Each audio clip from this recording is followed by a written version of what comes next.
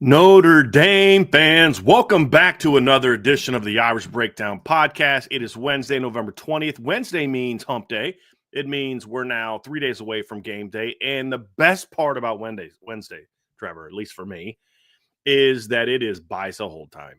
And that is what we're going to do today. So I made the executive decision since we had so many great buy sell hold submissions. And honestly, a lot of the submissions were about some of the topics that we were going to talk about today. We just decided to kind of dive into this buy sell hold right away. So that way you guys could get everything rocking and rolling and really truly dictate what we're going to discuss today. So I thought that'd be a lot of fun. And, you know, anytime we get more buy sell hold time, I know Trevor's happy. So we're all good here. A lot going on in Notre Dame land. Obviously, Notre Dame has a huge game up against Army this weekend, one of only two matchups. Who'd have thunk that? In the second to last week of the regular season, the only matchups between ranked teams would have been Ohio State and Indiana and Notre Dame and Army. Think about that preseason, Trevor. Just wild how this season has panned out. I look at the last couple weeks and I'm like, not a lot of assumed, upset type things happening on the docket. But then I'm just like, man, the way this season has gone, man, so much is possible. It's going to be a wild final couple weeks. Plus, this is the weekend where a lot of the SEC teams play like garbage non-conference opponents. But, we thought the Colorado versus Kansas might have been a game with one of the teams ranked. Who knew it was going to be Colorado and not Kansas? Just so many different things going on this weekend, Trevor. Alabama, Oklahoma, thought that probably would have been a ranked matchup. So some intriguing games this weekend, but not a lot of where we just assume it's going to be a huge game this weekend, which is why I think it's going to be a fun weekend because of all that. But Notre Dame obviously has one of those marquee games. We had the college football playoff rankings came out last night. SEC fans are losing their minds, which is kind of fun to watch. Like, I'm almost partly wanting to kind of agree with them about like the Big Ten aspect of it, but then they always got to bring Notre Dame into it. And I'm like, guys, this is not the year to be bringing up Notre Dame. And then you get all these SMU fans who don't understand that the ranking is not based off who has the best loss. Because I've just literally seen 15 SMU fan tweets this morning like, oh, our loss was versus so-and-so, our loss. I'm like, when that's all you've got, you're not making the point you think you're making. So yesterday's college football playoff rankings release, Trevor, has literally broke the minds of so many reporters and fans, like Brett McMurphy's ridiculous tweet about, I can't believe Miami got jumped by Bama because they beat Mercer. I'm like, this is why he's an AP voter. This is why nobody cares about your rankings, because you are so narrow-minded that you can't look past what happened last week. Like, maybe it's not about Mercer. It's about that the only good win that Miami had is now not considered that good of a win because Louisville lost. Right? Because unlike the AP, the rankings actually look beyond the most freaking recent week, which is why the AP rankings are so dumb that a week after Texas A&M smacks LSU, you knuckleheads, and I'm trying to be nice today, so I'm saying knuckleheads instead of the I word that I want to use, put LSU ahead of freaking Texas A&M. And why you say knuckleheads put Georgia ahead of Ole Miss a week after Georgia got their absolute butts kicked by Ole Miss. Because they look past the most recent thing. And the shallow-minded AP voters, some of them, not all of them, like Brett McMurphy, can't see past their nose to understand what a real ranking is supposed to be. And that's what you're seeing from SMU fans. In their defense, however, SMU hasn't been good at football since, like, I was in diapers. So they don't quite know how to, handle success and discussing successful seasons. So this is all they got. So I'm sympathetic to them. But it's been a really entertaining couple of days, Trevor, looking at the way that people have reacted. And honestly, that's kind of part of the fun, in my opinion, of the playoff, is for a month we get to talk about this all the time. Because otherwise we'd be talking about the games this weekend, and that would be a relatively short conversation. So at least this way we have a lot to talk about. So I'm excited. Can't wait to get to buy so hold, Trevor. Going to be a fun day. How are you doing, by the way? I'm doing good, man. I was sitting in my apartment this morning and I was thinking about, like, I'm just more excited this football season. And it just dawned on me that, one, the expanded playoffs help. But this is the first time Notre Dame has really been in the playoff discussion since 2020. And what it means for Notre Dame in the postseason and finishing the season strong. In the last couple of seasons, especially 22 and 23, it's been, let's just hope the guys can finish the season strong. let's hope that we can build for the future. And it was a lot of those conversations. And now it's, who's Notre Dame going to draw in the playoffs? Are they going to play an SEC team at home? You know what I mean? It feels so good. That conversation is still happening, Trevor, and it's with the team coached by that same guy. That's the best part.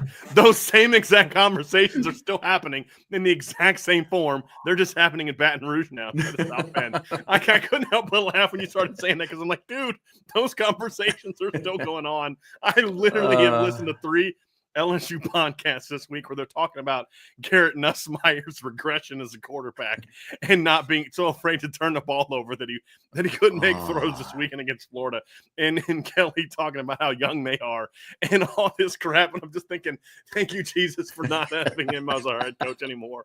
So I just got a kick out of that because I'm like, no, dude, those same things are still happening. They're just not happening here anymore, which is a ton of fun, and makes me so very happy. That we don't have to deal with that anymore. Thank goodness that narrative went down south. Yeah. But you know what? We've talked about it here at Irish Breakdown. LSU is going to be really, really good in 2027.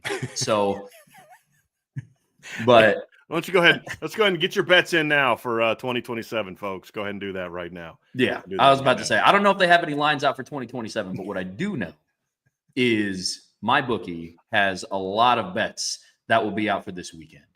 And like Brian and I have talked about, there's not going to be a whole lot of great college football games on, but there's going to be some 2 really good ranked games. Will be at least one upset. Yeah. Got to figure out which one that is. Yep, there will be. So make sure you hit the betting lines at our new partners over at MyBookie. So if you are new to the game, new to the show, if you sign up with MyBookie, what you're going to be able to do is you can go on and you can sign up with them, use promo code IRISH. What that's going to do for you is it's going to double your deposit bonus. So, for example, if you want to go and put in $20, MyBookie, since they're so awesome, they are going to give you $20 in bonus bets for you to place on Saturday's games, Sunday's games, or if you're anything like me, you're going to take advantage of the MyBookie risk-free Thursdays and use it on the Thursday night football game this week. So, something that I partake in every week. Whether I win or lose, it's fantastic. It's risk-free. You guys hear me talk about it every week. I suggest you start taking advantage of it because it's a lot of fun. Now, when you go and sign up with MyBookie, be sure to also enroll in their loyalty rewards program. That's going to earn you extra cash just for placing down bets. And live betting, something that I don't really try to get into, but sometimes it happens to the best of us, right? So be sure to take advantage of those with our partners over at MyBookie. They're the sports book that gives you the tools to win and rewards you for every moment of play. So, Trev, with that being said, it is definitely buy, sell, hold time. And as you guys know, the way that this works is the buy, sell, hold is submitted by premium members only. So if you are a premium member of the Irish Breakdown podcast, you can go ahead and get your submissions put in, and then we'll bring them up. If you'd like to get one in during the show, you can obviously go ahead and throw in a super chat, which our guy AST12321 has done. But other than that, this will be pre-provided buy, sell, hold submissions. And like I said, if you missed it or if you want to get one in, go ahead and throw a super chat in there. Otherwise, we will have another one next week. Don't worry.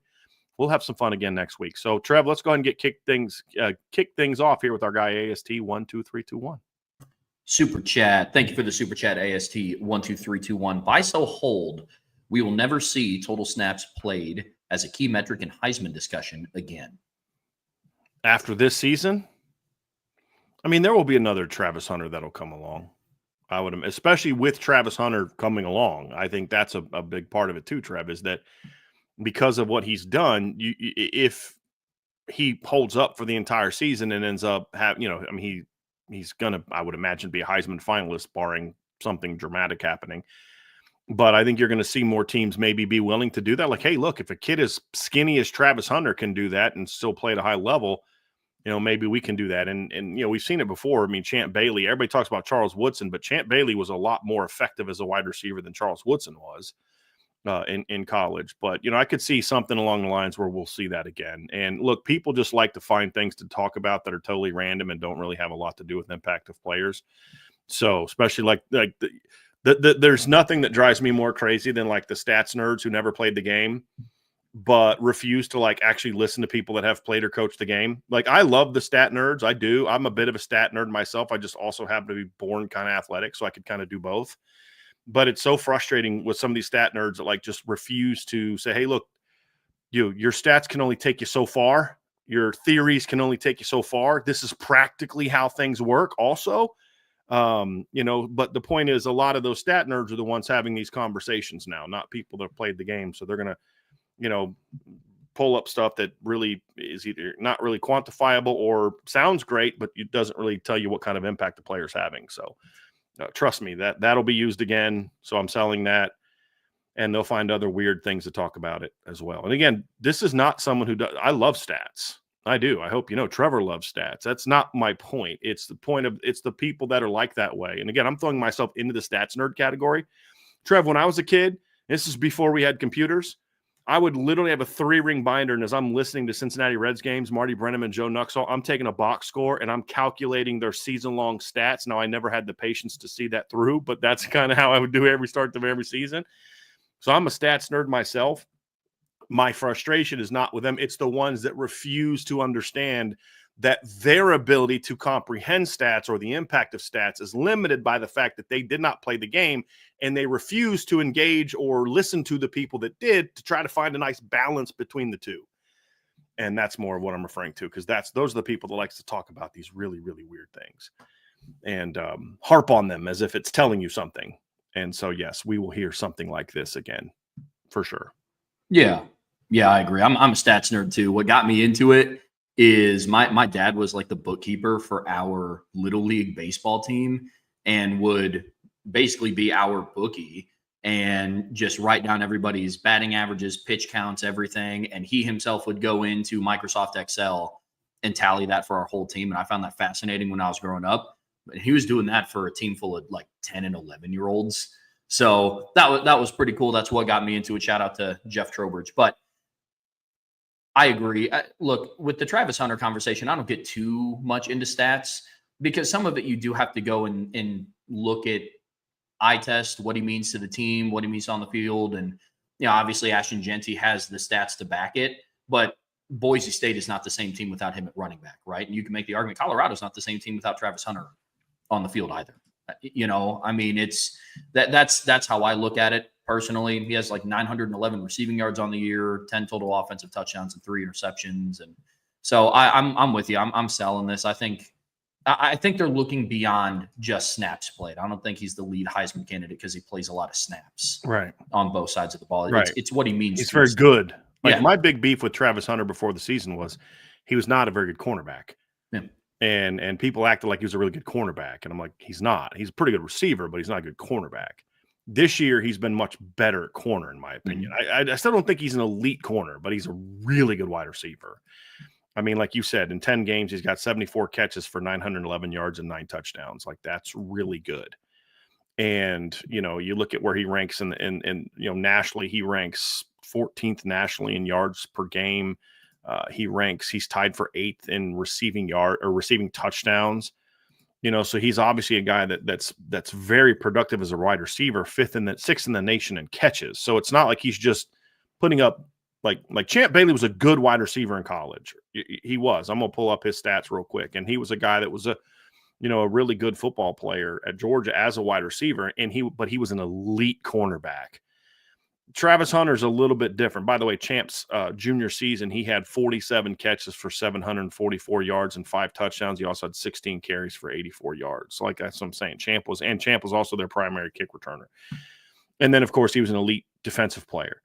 I don't think Travis Hunter is necessarily an elite defensive player right now. He's gotten a lot better, though. He's a very good defensive player. I don't know if he's elite yet, but when you're a really good wide receiver and you've become a really good cornerback, you're a unicorn.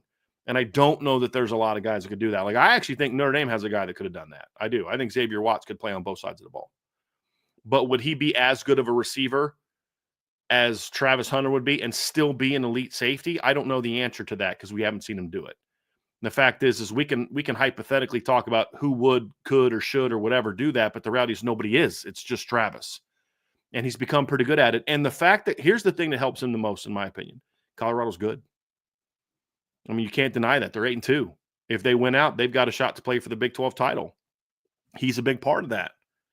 and I don't think you can dismiss that. So I was not on the Travis Hunter hype train coming into the season. I wouldn't say that I'm on it now, but I can recognize that's a special football player.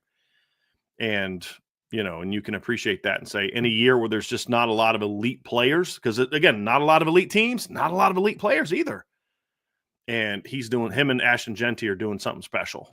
Yeah. And so that's why, to me, for me, it's a two-man race, in my opinion. With all due respect to the quarterbacks, it's a two-man race. Agreed. So, yeah, but we'll see that again. Good start, AST. Yeah. Very good start. Got another super chat here from Irish for Life 99. Thanks, bro. Thank you for the super chat. Buy, sell, hold. If Indiana gets beaten soundly by Ohio State, they are out of the playoffs? ? Buy. I guess you'd have to define what you mean by soundly. What I mean by soundly is it's a 14 to 17 point game, and Indiana never looks competitive. Minimum 14 to 17 point game, and it never looks competitive. It's kind of a back and forth game, and Ohio State is clearly better, and they're up 14. Indiana makes it 7. Ohio State goes up 4. Maybe that still keeps them in. A close game should keep them in, because if you're going to drop Indiana down because of a close loss at Ohio State, then you need to also drop Penn State down. That's the reality of it. So I think that they're in if it's competitive. If it's clear, they're just whipped. Like you said, just whipped. It's just a minimum 14 to 7 point game where it's never really competitive. Then I think you got to knock Indiana out, in my opinion. Now, the issue, the thing that helps Indiana, Trevor, is I don't think like the SEC is like one thing that the committee has shown us is they're not buying into the SEC as great narrative like the media is and like fans are. I think the committee shows that they recognize what's true, which is there's a lot of good teams in the SEC, not a lot of great teams, which is why they keep beating each other up. Because if there was a great team, that great team would emerge from a deep SEC. We've seen this before in the past with Georgia, with Alabama, with LSU in 2019, where it was a really good SEC year, but that team emerged because they were just better than everybody else. And so this year they're not. And the out-of-conference results show that. And some people want to deny that, and they want to hang. What I love is the SEC people that constantly say the ACC sucks and Clemson's overrated, that are now clamoring to like, yeah, look how good the SEC is because Georgia beat Clemson. And let's ignore all the other results, like how Arkansas, who beat one of your best teams, who almost beat another one of your best teams and went toe-to-toe with another one of your best teams, lost to an Oklahoma State team that I don't believe has won a conference game yet.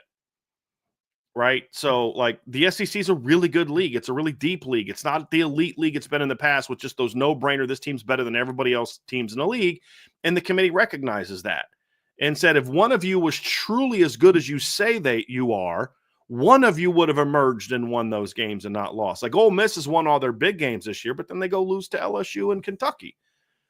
Right? So Bama's won a couple huge games this year, and then they go lose to Vanderbilt and get beat by Tennessee. So the thing is, I don't know that Kentucky or Indiana falls all the way out even if it's a 14 to 17 point game. I don't know that Tennessee has proven to me that they belong in over Indiana just because Indiana loses by 14 to Ohio State.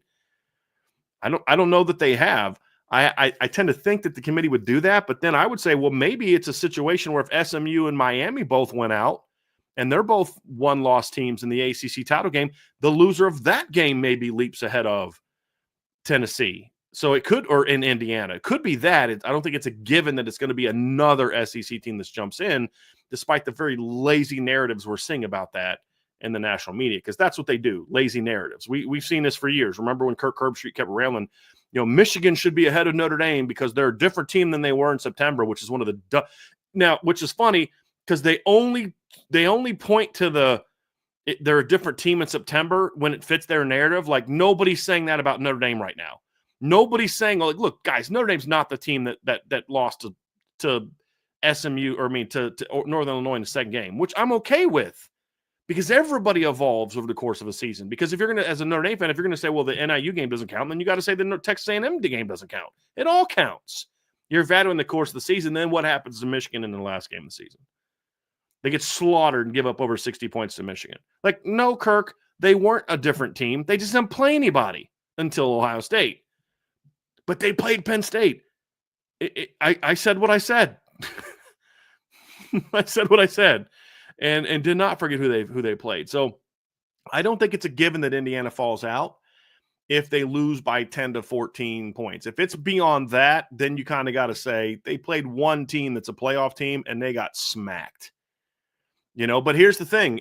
Well, I'm not even going to get into that because we know some other teams that are currently in the top 10 that got smacked when they played somebody, but their schedule's so hard. It's okay for them to get smacked twice. But we don't need to talk about Georgia right now. All right. I get it. I do think the committee's going to have an interesting task on their hand if IU gets beat soundly. Because on one hand, you do have an IU, it's their only loss of the year. But if it's to a playoff level team, I would look at, like you use Tennessee as an example. And I would compare those two teams. Like I think that would be a good comparison because then you say, well, Tennessee, they lost to Georgia in a game that wasn't really all that competitive. Tennessee also lost to Arkansas, but then they also beat Alabama, I think 24-17. And for me, the way that I look at the playoff rankings is the 12 teams in the playoffs should have been able to compete at some level against other playoff teams, which is where IU can't afford to get blown out in a game like this. Because like that would be my argument for a Tennessee over an IU, right?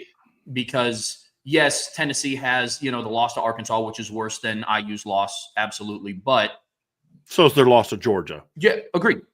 Yeah, absolutely. Because that was by 14 points as well, although it was a little closer than 14 points. Sure. But then, which again is going to be determinant on how IU loses to Ohio State. Right? How do they look when they lose? Right. But what's going to be tough then is what Tennessee will have in their back pocket to kind of,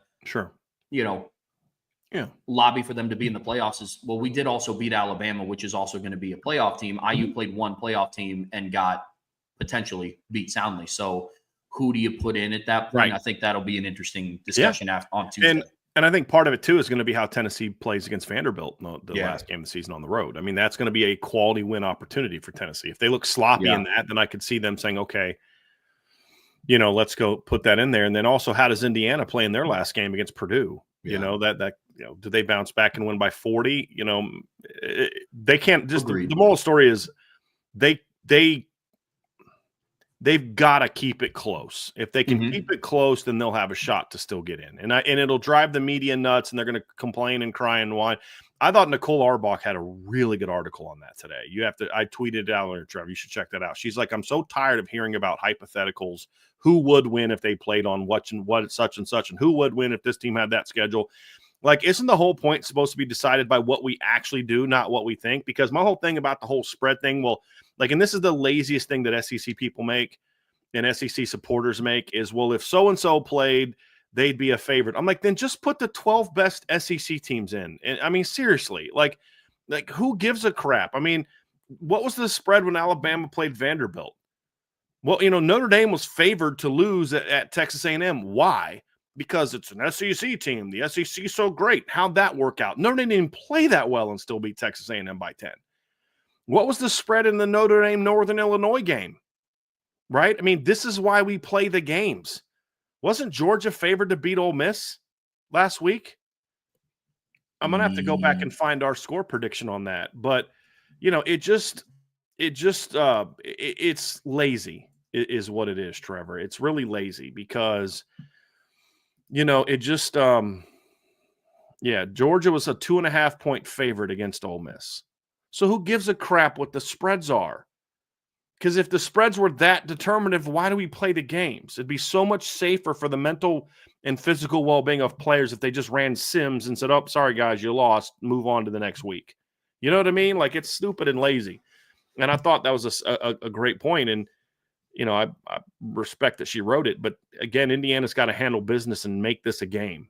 Make this a game where you're like, dude, that was a great ball game. Yeah. And it came down to the wire, and they deserve to be in. That's just basically what they need to do. Because the thing that people are ignoring about these SEC games is there's a lot of ugly wins amongst those quote-unquote top SEC teams. Right now, I'm not talking about Alabama's win over South Carolina, because to me, you beat a ranked team, I don't care if it's by 1 or by 40, that's a good win. I'm more talking about Georgia barely beating a bad Kentucky team. I'm talking about Oklahoma barely beating a bad Tennessee barely beating a bad Kentucky team. I'm talking about them needing overtime at home to beat 5-5 Florida. I'm talking about a ugly win over an Oklahoma team who stinks, right? There's a lot of those type of wins. I mean, Georgia struggling to beat Mississippi State, who ripped up their secondary. They're 2-8. They got blown out at home by a MAC team. Toledo beat Mississippi State more convincingly than Georgia did. So enough with the whole, you lost to a MAC team. It's about what you do over the course of an entire season. But Indiana needs to keep it close, Trevor, to have it. I do think they stay in, and I actually have them in my most recent projections. Because the way that Ohio State is playing right now, I don't know that Ohio State can blow them out right now. They can. Anything can happen. I don't know that they will. And because the spread is what it is, Trevor, I think that if Indiana keeps it close, that only adds to it. I mean, it's a 13.5-point spread. So if Indiana loses by 7, it's like, wow, they overperformed. So the narrative is different. And I think they can do that. Indiana's playing good football. And Ohio State has not been playing great football. I mean, I even the Northwestern game, 31-7, it was even tighter than the Notre Dame Virginia game was as far as how it played out. But nobody talks about that the way that they do about the Virginia game because it doesn't fit the narrative. So, ultimately I buy it, but I don't think it's a given that they're dropping out if they lose in a competitive game. That's my takeaway. Sure. Super chat from Wade Garrett. Thank you, Wade. Having an argument with my brother, do you see any scenario where Notre Dame wins out and misses the playoffs? If so, what would it be? Hashtag Go Irish Beat. First of all, I love the fact that he called his Michigan grad brother a traitor. That's so great. No, that's absurd. And that's something that only dumb people that speak on narratives and don't actually know football or know the committee. There's no way. Like, let's think about how ignorant that comment is, Wade, that you're debating with. It's almost like, dude, you're wasting your time even engaging with someone who would say something like that. So Notre Dame is going to drop down so far from 6 to out of the playoff because they beat a ranked team in week 13 and then beat a Big Ten team on the road in week 14. And somehow that's going to drop them out of the playoffs. Like if someone is that, like, I don't call them dumb because I don't think these people are dumb. I think people lose. There's 2 topics. Let me rephrase. 3 topics that cause smart people to talk stupid. Religion, politics, and sports causes smart people to make dumb arguments all the time because they seek a narrative instead of truth or facts. And that's what happens in sports all the time. So you take your preconceived notion, I hate Notre Dame, and so let me talk myself into circles to make an argument that no sane person actually believes. And we see that in sports all the time. We see it in politics all the time. And we see this in religious debates all the time, where otherwise smart people make really stupid, unsound arguments for things. And this would be it. There's no scenario where Notre Dame in week 14 wins over a ranked opponent, the number 19 team in the country, and then beats a Big Ten team on the road by any margin and falls out. There's none. It's wishful thinking by people who can't accept the fact that Notre Dame's really good and never give Notre Dame credit. Notre Dame could be undefeated in this. Person would probably still be. I shouldn't say bad words. It's your brother. I apologize, Wade Garrett. But it's just, I'm so tired of just the silliness from this. So no, there's no scenario. I'm selling the heck out of the notion that there could be any scenario where Notre Dame wins out. There's a better chance that Notre Dame loses a game and still makes the playoffs than there is that they win out and miss it. Now, I don't think Notre Dame should be in if they lose a game. I don't. But there's a better chance that they stay in if they lose than they win out and don't make it. Now, is there a scenario where Notre Dame could play sloppy football the next 2 weeks, still win, and fall down in the rankings and maybe play a road game? That's possible. But they're not going to miss the playoffs. That's the reality. Like if Notre Dame barely beats Army and needs overtime to beat USC and Alabama and Georgia and Ole Miss, just destroy their next 2 opponents, including Georgia beating Georgia Tech, by 50 in a game where Notre Dame won by 18. Sure, Notre Dame could fall down, but they're not falling out of the playoff. And so that's just a ridiculous argument. Yeah, I mean, if that were to happen, you would have to talk about it in context of what would happen around Notre Dame, not what Notre Dame would do. Right. And there's no scenario. Right. Like if they were going to leap those teams ahead of Notre Dame, they'd have done it by now. Mm-hmm. They're not going to wait till Notre Dame plays a ranked team and then it beats a Big Ten team on the road who's got common opponents with other teams in the top 25. And, oh, by the way, has a win over a LSU team that a lot of teams in the playoff are using as one of their best wins. I just want to remind people of that. Okay.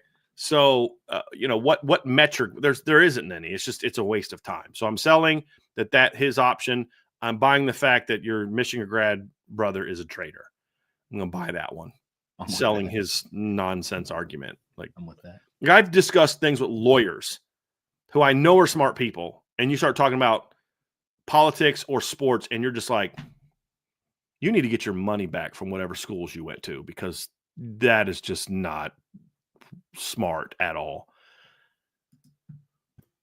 Super chat from Beaston88. Thank you for the super chat. Buy, sell, hold. The SEC isn't as good as Clatt or ESPN says. Buy. Huge buy. Mm-hmm. It's not as good as ESPN, the network, who has a TV contract with the SEC and is invested in people thinking the SEC is great for their bottom line. No way they're going to give a biased view about the league that is a big driver of their revenue in college sports. Of course, no way. They're going to give you any unbiased opinion about pushing something to make sure the league that they're in bed with is going to have as many teams in the playoff, which they also are going to air on their network. I'm sure there's no way that ESPN's going to give you a slanted point of view in that regard. I mean, there's no way they're going to talk down other leagues that they don't have TV contracts with. No way ESPN would do that. They are so pure as the driven snow with giving honest analysis of everything. Said no one with a brain ever. So I'm buying that. It's not. Now, is the SEC very good? Heck yes, it's very good. It's a very good league. Is it what they make it out to be? Heck no. Heck no. It might be next year. It might be the year after that. It's not this year. There is no great league this year. So, buy. Yeah, definitely buy. The SEC is very deep this year, which I think people confuse a lot of with they're just all so good. So it's the Big 12. Yeah. That doesn't make it a good league. Sure.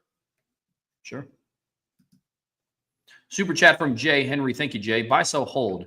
If Jeremiah Love reaches 15-plus touchdowns, he finishes top 5 in Doak Walker voting. Oh, boy. I'd probably say no. I'd probably sell that, to be honest with you. I mean, there's already 10 guys with 15 or more touchdowns. They're going to be in that conversation, although a couple of them are quarterbacks. I mean, your top 5, Ashton Genty's going to be in there. Dylan Sampson's probably going to be in there. Caleb Johnson's probably going to be in there. I would imagine Amari Hampton will probably be in there. I mean, so maybe he gets in that conversation. Jeremiah is right now 15th in rushing touchdowns.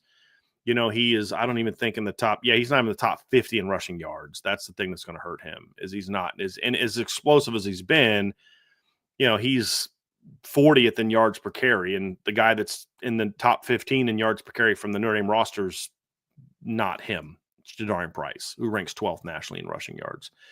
So no, I don't think so. I don't think he'll be. I mean, I'll sell that because he's already kind of close to that now. Honestly, I mean, he's at 13 right now. If he gets one each of the next 2 games, that's not going to all of a sudden thrust him in there. When you have guys like Ashton Genty, who's got over 1,800 yards, and Maureen Hampton's got over 1,400.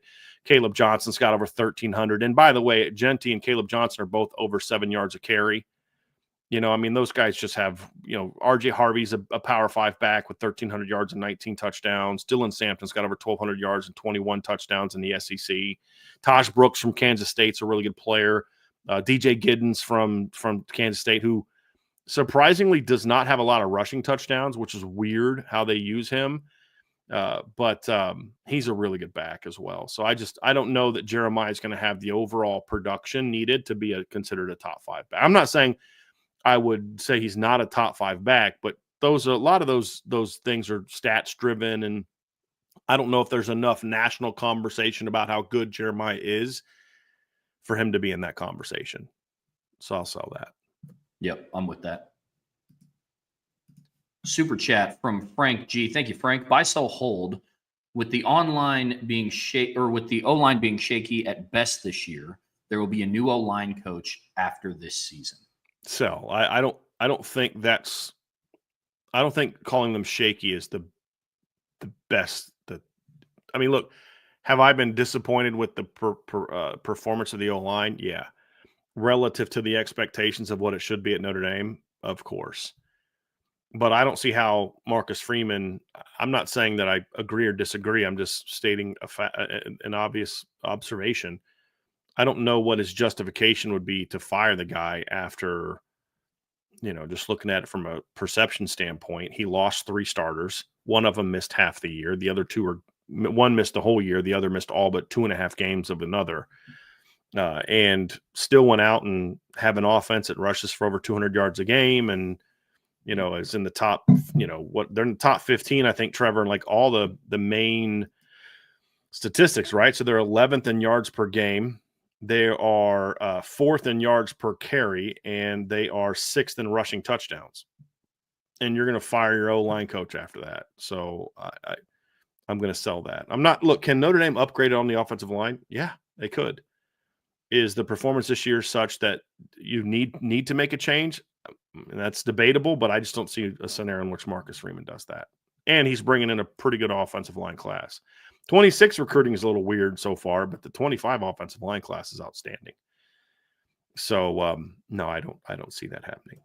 Yeah, I think Freeman's going to give him a year with the healthy offensive line and see what he can do with that. Yeah, absolutely. I mean, I sell it too. I think shaky at best is definitely not fair. I mean, they were not shaky at best in the fourth quarter of the Texas A&M. Right. You know what I mean? It's just you compound the injuries on top of that, losing the left tackle before week 1. I mean, I'm not saying that, get ready to hand Joe Rudolph the Assistant Coach of the Year award by any means. Not at all, but shaky at best is definitely not fair. I saw that. The other thing, too, I'll just say this real quick, Trevor, is I would argue that the offensive line has played better this year than it played last year. Yeah. Despite not having a first and a second round draft pick on it. Now, is it good enough for the championship standard? And does that speak volumes about how bad of a job he did last year? Yes. But the fact is he got better this year. So, yep. Super chat from West Palm Pat. Thank you, Pat. Get your money back from whatever school you went to. Great line. I do think I have heard it before, though. Maybe. I didn't take. I mean, I'm sure I'm not that original. Thanks. But I mean, I'm not going to get into that. Thanks, West Palm Pat. Appreciate that. Barbecue Pitmaster with the super chat. Thank you, Pitmaster. No question. Just wanted to say thanks for your guys' time on these chats. I don't agree with you on everything, but I sure appreciate the chats. Go Irish, beat Army, and hammer SC. The great thing about this BBQ Pitmaster is you don't have to agree with us on everything. That's part of what makes it fun. I don't want to be a cult leader. I have no desire to be a cult leader.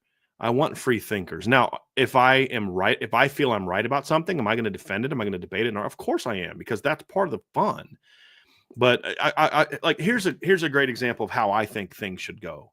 I had a professor when I was in seminary, and we were studying the book of Hebrews. That's what the class is about. And he is someone who's from like sort of the Arminian line of theology. And I tend to be not that. I don't call myself a Calvinist by any stretch, but I just tend to not be Arminian. And so we're debating, there's a book in Hebrews that argues that people use to argue that you can lose your salvation. I don't believe that. And so he asked the class the question, who believes that you can lose your salvation or you can't lose your salvation? And I'm the only one that had the courage, because I know I'm not the only one that thought that, the only one that had the courage to answer the question. So I answered the question. And he immediately peppers back with, well, what about this? And so we're just debating back and forth Bible passages for like 15 minutes. And then after I give my last point to what he says, he goes, all right, good. Like, what do you mean good? Like, I'm ramped up. I'm ready to finish this debate. He goes, Brian, listen, my point is not to get you to agree with me. My point is to make sure that if you're going to hold your position, you can argue it from properly interpreted text from the Bible.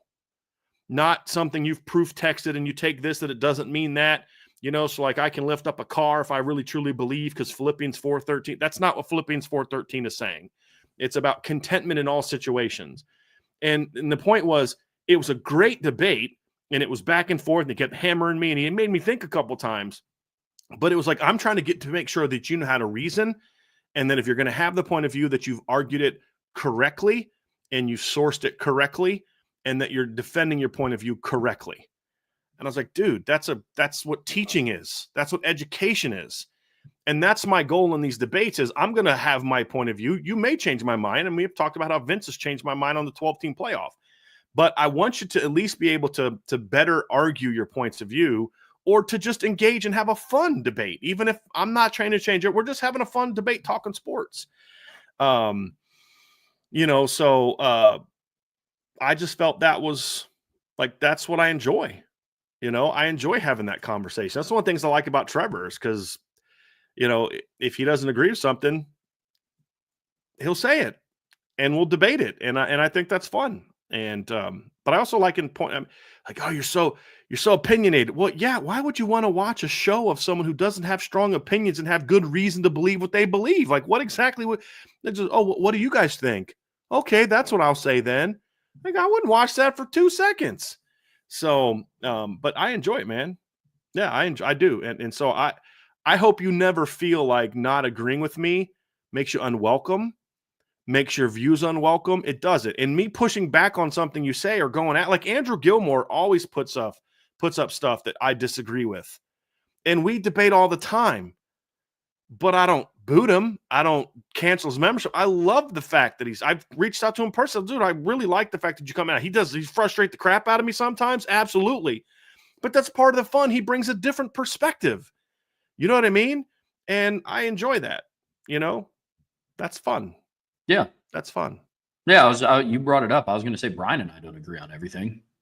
Yeah. I mean, that's what makes the banters in the show sometimes a lot of fun. So no, I agree. One of the reasons why I love this job so much is because when I talk to people about something that I'm extremely passionate about, it's not because I want them to think exactly the way that I do. I just want to offer a different perspective. And if somebody can just take a little nugget away from that and be like, okay, I didn't think about that before. Brian and I have talked a lot back and forth about the college football playoff rankings and different things like that. And there have been conversations that we have had together that I've walked away from being like, I guess I didn't think of it that way.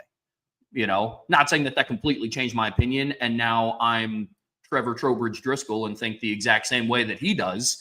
Right. But that would be no fun. That would be no fun. No. So it's definitely a lot of fun. It makes things a lot more entertaining. And I just that's why I like debating with people. I like hearing now, the only time that I will stand my ground on something sturdy is if somebody's arguing something that's blatantly wrong. Yes. That is when I know you don't actually believe that. You're 100%. Just trying to be a jackhole. Mm-hmm. Yeah. Mm-hmm. Yep. So, okay. I'm just going to read this. West Palm Pat, thanks for super chat. Not a criticism, but chat participants cannot properly debate. Uneven playing field. We get 30 words. You get unlimited time to refute what we write. Call-in format, or more even better as we debate. We're not doing a call-in format, and this isn't necessarily about you debating with us. If you want to get into a further debate, feel free to join the message board, and you can have as many words as you want to have that conversation. This isn't a debate show. We like to debate. I will argue against other points of view. We will have discussions, but this isn't meant to be a even playing field situation. This is my show, and most people tune in to hear what we have to say, not to see us engaging with the people in the chat all the time. But that's why we have mailbags. That's why we have a message board, so we can engage in those things, and so it's not meant to be that. That's the reality. And that's why I've said we need to not be going at people in the chat as much, because it's just a distraction from what we're trying to do. But I do appreciate the super chat. Super chat from T Smith 0323. Thank you for the super chat. Buy, sell, hold between these three O-line coaches: Justin Fry at Ohio State, Kyle Flood at Texas, and Jim Harding at Utah. Buying Kyle Flood, holding on Justin Fry, selling the job that Jim Harding has done in the last 2 years. That's mine. I'm with that. Yep. All right. So that is all of the super chats. We can now officially get to, Trevor, the submitted buy sell holds from our Irish Breakdown listeners. So we can finally get into it. So Poe Welch is going to get us started off here. Let's do it. Poe Welch 84. Buy sell hold. Notre Dame beats Army by at least 3 scores. Oh, boy. I'm going to buy that. That's my prediction will probably be close to that. Yeah. Yeah. Because three scores can be 16, 15, 17. Yeah. Yeah. Yeah. Yeah. I buy that as well. I don't want to give any spoiler for what my prediction is, but yeah, buy. Buy, sell, hold again from Poe Welch. Jeremiah Love scores a touchdown in every game this season, including the playoffs. I'll buy that. I mean, he's done it so far. Why should I bet against him now? You know what I mean? Gosh, I don't know. Yeah, I certainly think that's possible for sure. For sure. We did have a super chat that I missed, actually, Trevor, from Andrew Burke. Sorry about that, Andrew. So let me get that in there before we go on to the next one. Yeah, totally. Super chat from Andrew Burke. Thank you, Andrew. Buy, sell, hold. Notre Dame would have the same or better record playing Georgia's schedule. I think at the very least it'd be the same. And again, I've never said that Georgia doesn't have a tough schedule. It's not the 2 losses that bother me. It's the really ugly wins against other bad teams. Yeah. I think Notre Dame, if they played Georgia's schedule with the injuries they've had this season, would probably be a 1-2 loss team. I do. I think they'd have beat Clemson in the opener. I don't think Clemson's as good as Texas A&M. I think Notre Dame would have benefited from having Tennessee Tech in week 2 as opposed to playing a team like Northern Illinois in week 2. I think Notre Dame matches up very well with Kentucky. I think they would have beat Auburn convincingly because, here's the thing. I have evidence that Notre Dame plays teams like Auburn and Mississippi State and Florida and blows them out because we watch them do that consistently in the last 2 years. So I think they would beat those teams. I think Florida on a neutral field, with all due respect to that team with DJ Lagway, Al Golden would eat that freaking team up. The thing that has hurt, one of the things that's really hurt Georgia this year is they have also had a lot of offensive line injuries like Notre Dame, which has hurt them. They can't run the football. I mean, they're not a very good running football team, and their quarterback turns it over a ton, and they have an average secondary. That's the reality of that team. They are a very flawed team that people think are not flawed because they're still thinking this is 2022.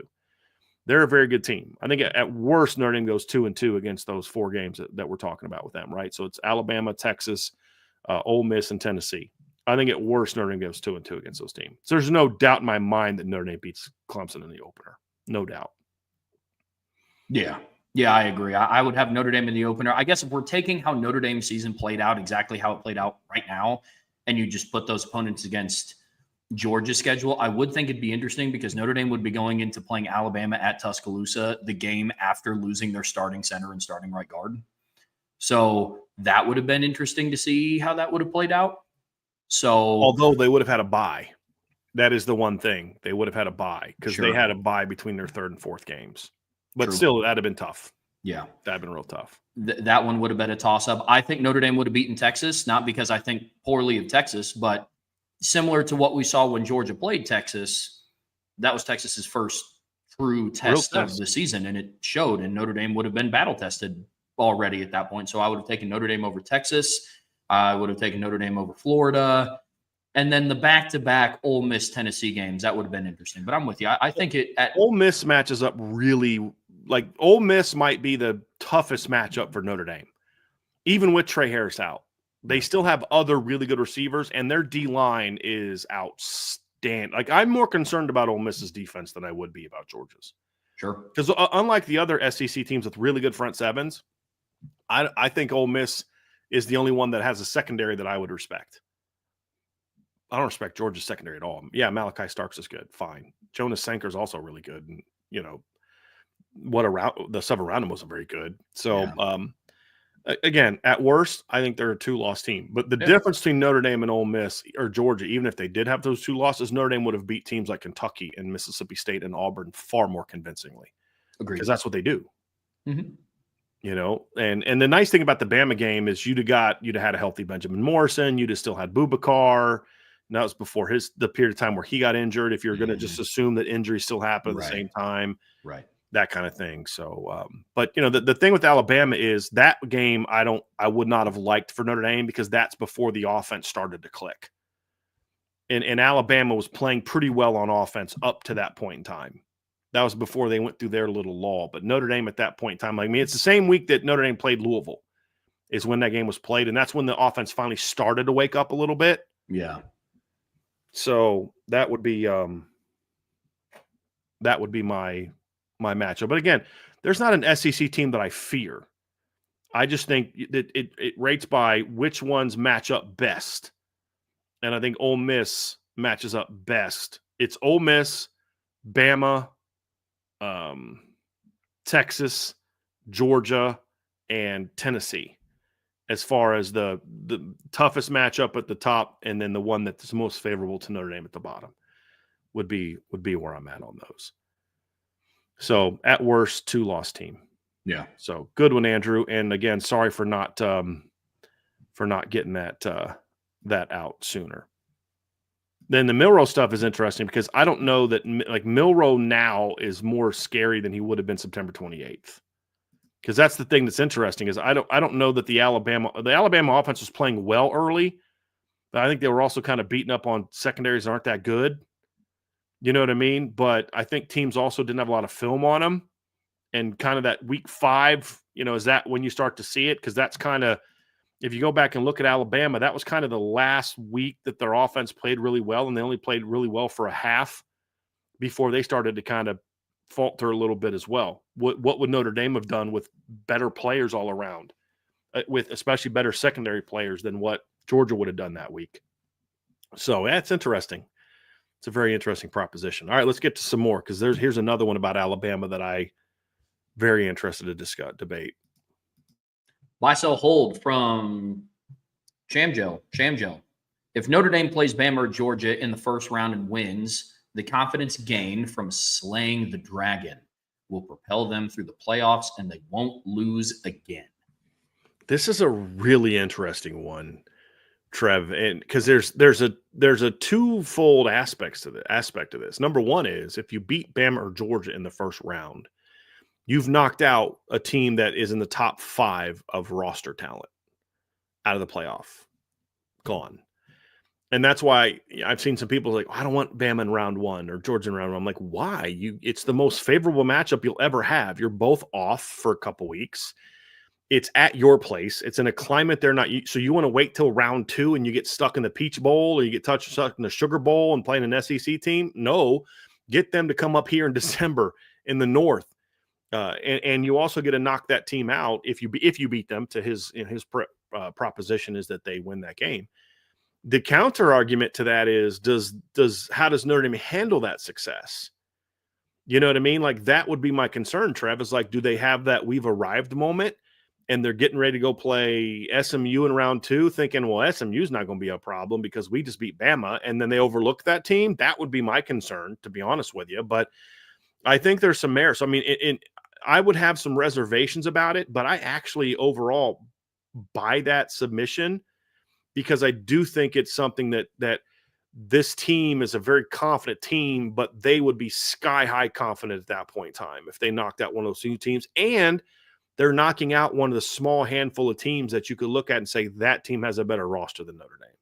That team has a better coaching staff than Notre Dame, which I refer more to Bama than I do Georgia in this instance because I'm not in love with Georgia's coaching staff right now. I don't think they're maximizing the talent on their roster right now.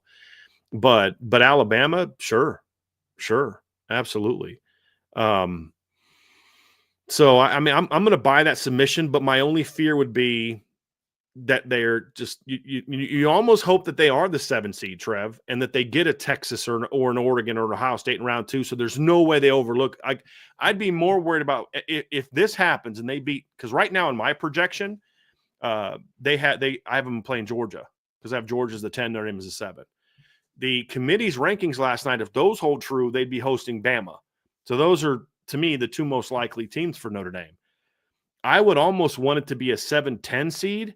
So that way you're getting a Texas or an Ohio State or an Oregon in round 2, as opposed to like maybe you're the 6 seed and you beat the 11. And now you've got to go play Boise State or SMU or Miami, where maybe you're thinking you're kind of the stuff right now because you just beat Bama or Georgia and you overlook that team, right? That would be my concern. But I think the way this team is played and the leadership that they have from a coaching and player standpoint, I think that would ultimately, if they did that, it would actually in turn, it would actually give them this, Trevor, is what I think would happen, which is, see, we are this good. We can win this whole thing. Let's go do it. And that's what I think would happen. But in the back of my mind, I'd be super nervous for the next 10 days between games about, oh gosh, I hope that they don't have a like what happened against A&M. They kind of thought that, okay, we've arrived, and they read their press clippings. Everyone's going to talk about, hey, this Notre Dame team can win it all. They can win it all. Because that's going to be the story coming out of the first round. Is if Notre Dame beats one of those two, there will be no bigger story coming out of the first round, in my opinion. None. And that's all people are going to talk about. And so then you start feeling good about yourself, and then you overlook your next opponent. That would be my fear. But I do think that this would be what we would see. That it would give them a little bit more fuel. I'm going to hope by it, because Notre Dame has shown so far this year, Marcus Freeman has post September 7th. But Marcus Freeman has been very adamant that he reminds his team about Northern Illinois, what happens when they don't handle success well. And so far, they've passed a lot of those tests, in my opinion. So I'll hope by it, because on paper, you would think that would give them the confidence and boost the morale going into whoever they play in the second round. I'm definitely buying the fact that they could win against Bama or Georgia. Like, legitimately, Notre Dame, I think, could beat any team that's going to be in the playoffs, especially with the way that they're playing right now. I really believe that, because if we're going to talk about matchups based, one, how do you move the ball and put the ball in the end zone against this defense? And when the offense is clicking and not getting hands to the face penalties and holding penalties and things like that, like, it's, again, how do you stop the offense? You know what I mean? But I don't think it's a question on if they could beat Bama or Georgia. I'm with you, though. I have a little bit of PTSD around, I mean, in the 2024 season, I've seen what Notre Dame looks like the week after they beat an SEC team. Yeah. Now, that doesn't mean that's who they're going to be now, but right. But we just haven't seen it since then. Mm-hmm. We haven't seen them play a team that has a roster that's on par with them, and how they would handle if they win that game. Yep. So, absolutely. Yeah, that's yeah.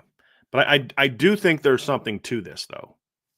I do. I think there's something to this notion of, you get that. And I said this about 2012 when they beat Stanford in 2012. I told my friends, I was like, they're not going to lose another game, because that was the dragon they couldn't slay. I mean, and not only could they not beat Stanford, the last couple games, it was not really competitive. I mean, that 2010 Stanford win in Notre Dame Stadium was a beat down. Yeah. Beat down. Mm-hmm. And 2011 was a little bit more competitive as 2014, but you never felt like Notre Dame actually had a chance in that game. And then you come out the next year and you get that win. And like that, I mean, I wasn't worried about BYU any after that. I wasn't worried about Oklahoma. I wasn't worried about anybody after that. You know what I mean? Right. And I think it would be similar. But I'm with you, Trev. I'd have a little bit of hesitation, because all of this is still new for Notre Dame. You know, it's like, it's kind of new. I mean, how are they going to handle this? We don't know. They've never been in this team has never been in that kind of situation. So, yeah, absolutely. Good submission. Mm-hmm. Buy, sell, hold from Crable. For some reason, Notre Dame runs very little read option, where Riley Leonard will pull and attack the edge when defensive ends crash, and that happens a lot. Buy, sell, hold. Mike Denbrock is playing chess and setting the play up to use in the playoffs, where we'll see it used much more frequently with great success, and where it will be a key victory over a top 10 team.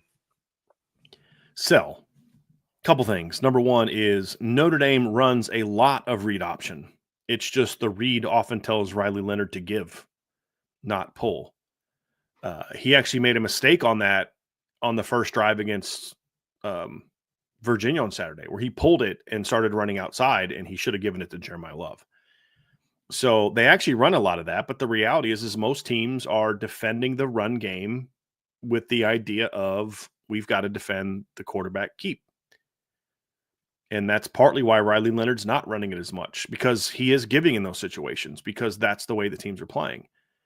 And that's part of the reason Notre Dame runs as well as they do. And why Jeremiah Love and Jadarian Price are able to get those second level looks like they do, those one-on-one second level looks the way they do, is because teams are having to account still for Riley Leonard in the run game. And that's important.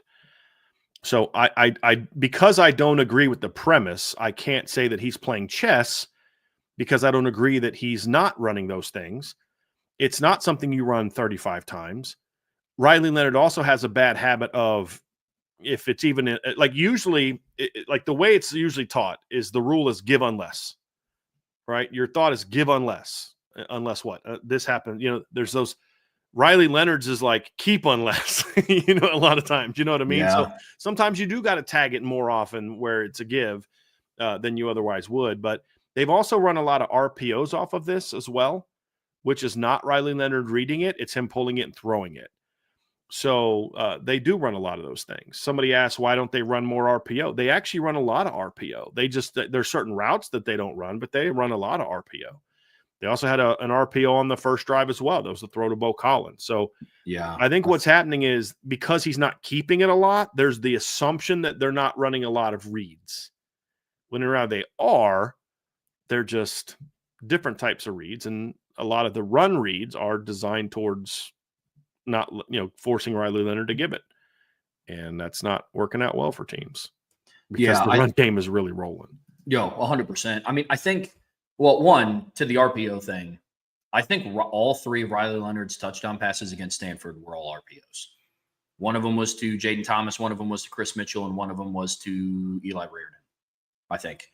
The Eli Reardon one was more of a rollout, but I think it was still an RPO. But that's an RPO. It's that read, and if they crash, you pull and you get outside. You're running inside zone with a pull, and the quarterback has the option of throwing the under screen or tucking it himself. Yep. We saw Riley Leonard do that. Was it last week or the week before where they played the tight end and he tucked it and ran? I think it was against Florida State. The same play. It is an RPO, run, pass option. It's just different action on it. Yeah.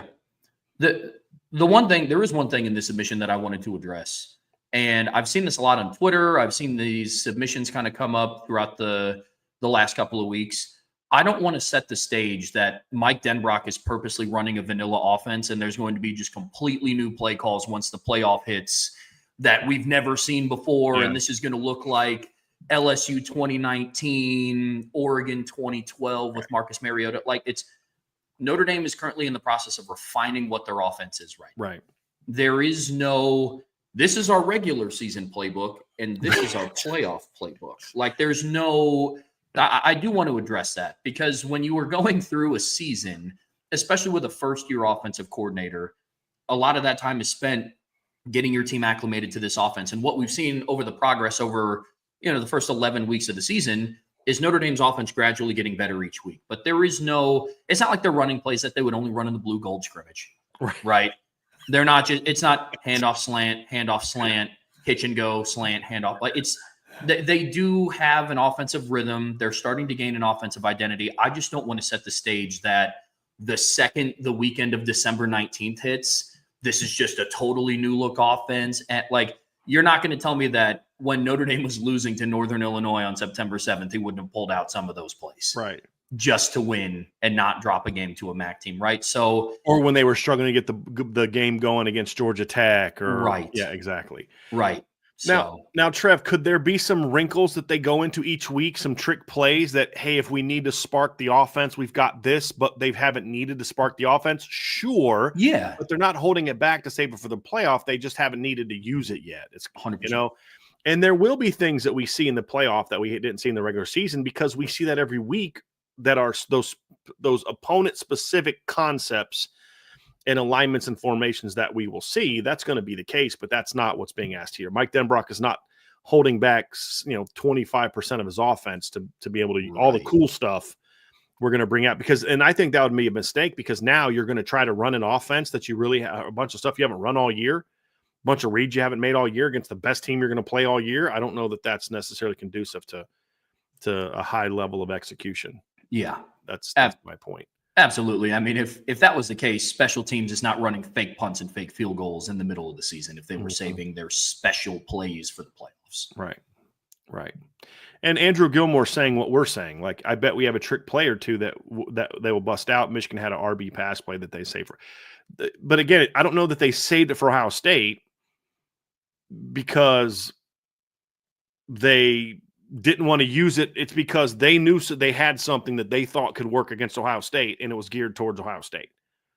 That's the point. It's not, we've got these great concepts. Like, he's got his green playbook, you know what I mean? Like his green notepad playbook that he's holding out and just waiting for the playoffs before he whips out the green the green notepad playbook like from Waterboy. It's not the case, right?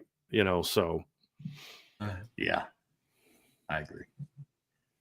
Buy, sell, hold from AST 12321. Notre Dame retains Mike Mickens and Al Golden for the 2025 season. I'm hope buying that. Yeah. Yep. That is definitely a hope buy. Buy, sell, hold. Notre Dame holds Army to fewer points than it did Navy. It's a good one. Well, I don't want to give too much away from my pick tomorrow, so I'm gonna hold that one and answer it tomorrow. It'll be close. I like that. Buy, sell, hold. The SEC constantly sniping at the Big Ten over playoff berths this season is undermining their alliance to ruin college football. No, those the evil powers that are doing that are still together. This is not Greg Sankey and Tony Petitti sending tweets back and forth to each other. This is fan bases doing so, and that has no bearing on real life. It's just social media people sniping at each other. Mm-hmm. So no, I don't see that, because that's about dollars. That's all that's about. Oh, yeah. Another buy, sell, hold from AST 12321. The gap in difficulty to the semifinals between the path of the 5 and 6 seed will be much bigger than between the 6 and 7 seed. 5 and 6. I mean, you're talking about if you're the 5 or 6 seed, you've got to play 4 or 3 in the second round. And that's a much easier. You're getting a lower seeded team at the end. I think the only way that I would sell this is if I could look into the future and know who the 11 and 12 seeds were. Like if you were to tell me the 11 seed was going to be, Georgia, and the 10 seed was going to be Alabama, I might have a different opinion on which game in the first round's tougher. But you get to the second round and it's kind of like, well, if you're the 7 or the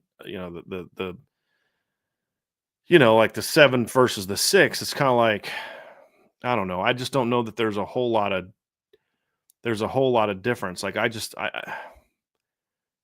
because like the thing that makes me kind of want to sell it is because the difference because like here's what he's asking, right? The gap between 5 and 6 is greater than the gap between 6 and 7, and I don't know that I agree. I don't know that I agree with that, because I think your first. No, I buy it because my whole thought process is, but you're going to have a tougher matchup in the semifinals. But that's not really the question. The question is getting the semifinals. So yes, I would say the path as of right now between 5 and like the 5 seed is the. Yeah, I'd say yeah, because I think you're going to get the Big 12 champ or Boise State in as the 4 seed. So yeah, and you're going to get.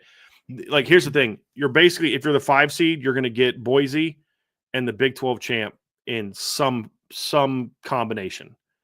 You're either getting Boise as the 12 or BYU, Colorado, Arizona State as a 12. And then in round 2, you're playing the other one. So if you get a Big 12 team, Big 12 champion as the 12 seed, you're getting Boise as the 4. Or if you're getting Boise as the 12, that means you're getting BYU as the 4. And that's much cleaner than having to play whoever. I mean, 6 and 11 is going to be some SEC team probably. 7 and 10, highly likely it's either going to be Indiana or some SEC team. Like that's, and then the next round you're getting Miami or SMU, who I think are significantly better than whoever wins the Big 12. So yeah, the more I think through that AST, I think my reasoning comes right into where I think you're submitting the question, which is the 5 seed is without question this year the preeminent path to the semifinals. I agree with that. Because the one negative to all the SEC chaos is that teams that are hosting are probably, a lot of them are going to get an SEC team that's a pretty good football team. So yeah. Yeah, I'm with you. I was erring on the side of holding on it because I do think it depends on who gets seeded where. But I'll buy it just on the premise of, just the way a tournament is set up. Whether it's a college football playoff or the NCAA tournament in March, in theory, it should be easier for the higher seeded teams to have the easier path. But because we talked about this recently, Trevor. But it's like you get that. What sucks about the tournament sometimes is you'll get that team that's an 11 or 12 seed that finished the year in the top 25 because they're from the Big West. Winning, right? Like, dude, that's a really good basketball team, and they're way better than your typical 12 seed. Yeah. And whoever that 5 seed is kind of getting screwed because of how good that 12 seed is, and it's unfair. And that's in theory you're correct, but it doesn't always play out that way. And what I would say is we're deep enough into the rankings that it's pretty locked in that the 5 and the 12 are going to be some combination of the group of 5 team in the Big 12. I think we're far Big 12 or Big 10? Big 12.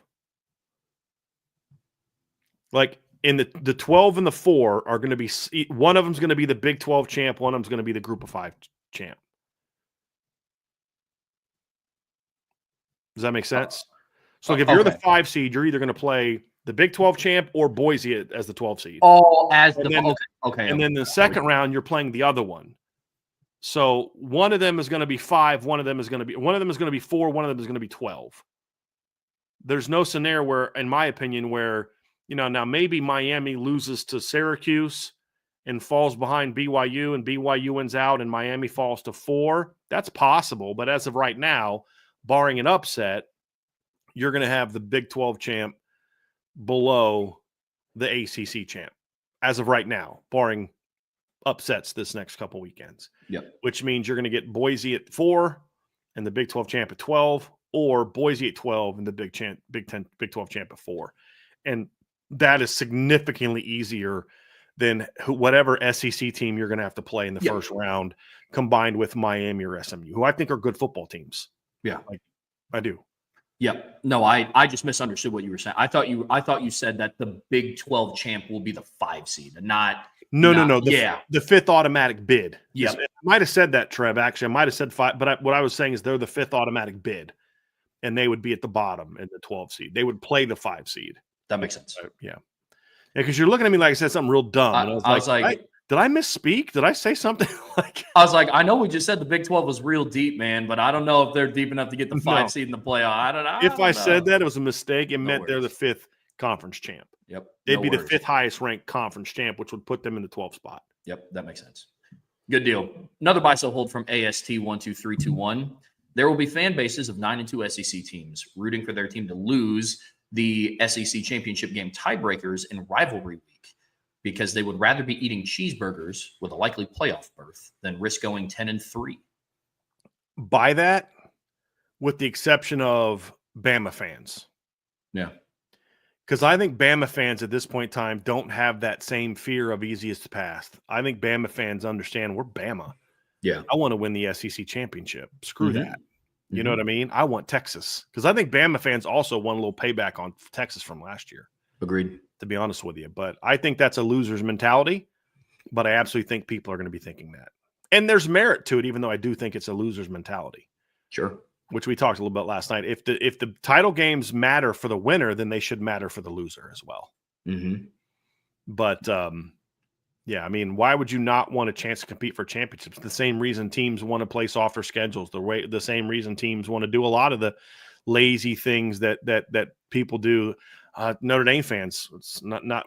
I want to play. I don't want to play this team. I don't want to play that team. I'm like, why? You're gonna have to play them at some point in time anyway. Why would you not want to get them at home?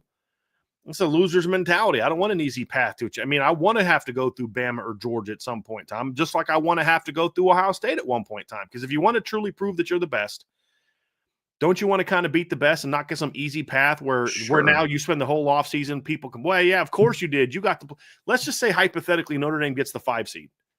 Let's say that Indiana falls and Notre Dame beats USC by 30 and the committee flips them with Penn State. And let's say Oregon beats Ohio State again in the rematch. And so a 2-loss Ohio State team falls behind Notre Dame. Notre Dame's sitting there at 5. And they beat Boise State in round 1. They beat BYU in round 2. The number 8 seed knocks off the number 1 seed. Notre Dame gets the 8 seed at home, in the semifinals.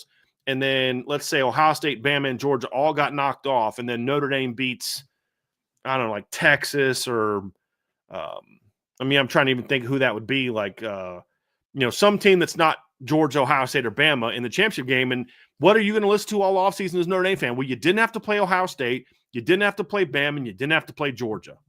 Yeah, but we beat Texas. Texas is overrated, didn't play anybody.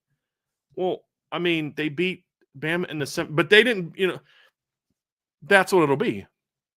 I want to play those teams because if Notre Dame is a true title contender, then they're going to be good enough to beat those teams. Now, do I want to play Bama in round 1 and Georgia in round 2 and Texas in round 3 and Ohio State in round 4? No. But, but I'm not afraid of playing those teams. And, sure. and I hate this loser's mentality that we've adopted as sports fans, that we want the easiest path to get there. I mean, shouldn't you want to win an SEC championship game? I mean, geez Louise. But if this is what these games are going to turn into, where people don't want to play in them, and Lane Kiffin talked about that, and he's not wrong. Yeah. He's not wrong. And it's not even just about losing. It's another game of wear and tear on your players' bodies that they don't need if they're also going to have to go into the playoff. So I would say, fine, do that. Now, here's the thing is, if they were eventually going to get rid of those, then Notre Dame's going to be sitting there saying, hold on a second. Since you're getting rid of conference championship games, that whole we can't get a top 4 seed and get a bye crap is out the window. Because that whole 13th game metric is gone. Yeah. But I don't really care as much about that right now. But if they got rid of the conference championship games, I would. So, yeah, I think you brought up an interesting point about like Notre Dame's path, like people fighting for Notre Dame to have the path of least resistance to winning a national championship. On top of the narrative that would be talked about in the offseason if Notre Dame won the national championship, in that scenario, odds are at some point they will have to play one of those teams. And what have we seen all season? What have we talked about all year long, Brian, is the battle-tested teams have came out on top. That's why Texas looked the way that they did against Georgia. And I think some of that narrative is going to kind of reset once the playoffs happen. Because, again, you're going in Notre Dame's last battle-tested game, like in comparison to like playoff competition, was a while ago, right? And so as cool as it would be to say, well, they beat Boise State and then they beat BYU and then they beat, Ole Miss or somebody, and now in the national championship they have to beat Alabama, who's been rolling, who's knocked off Texas in the SEC championship and Ohio State in the semifinals, and now they have to play that team. So I think there's going to be a little bit of narrative too around a battle-tested team in the playoffs, because I think that's very, very, very true. Mm-hmm.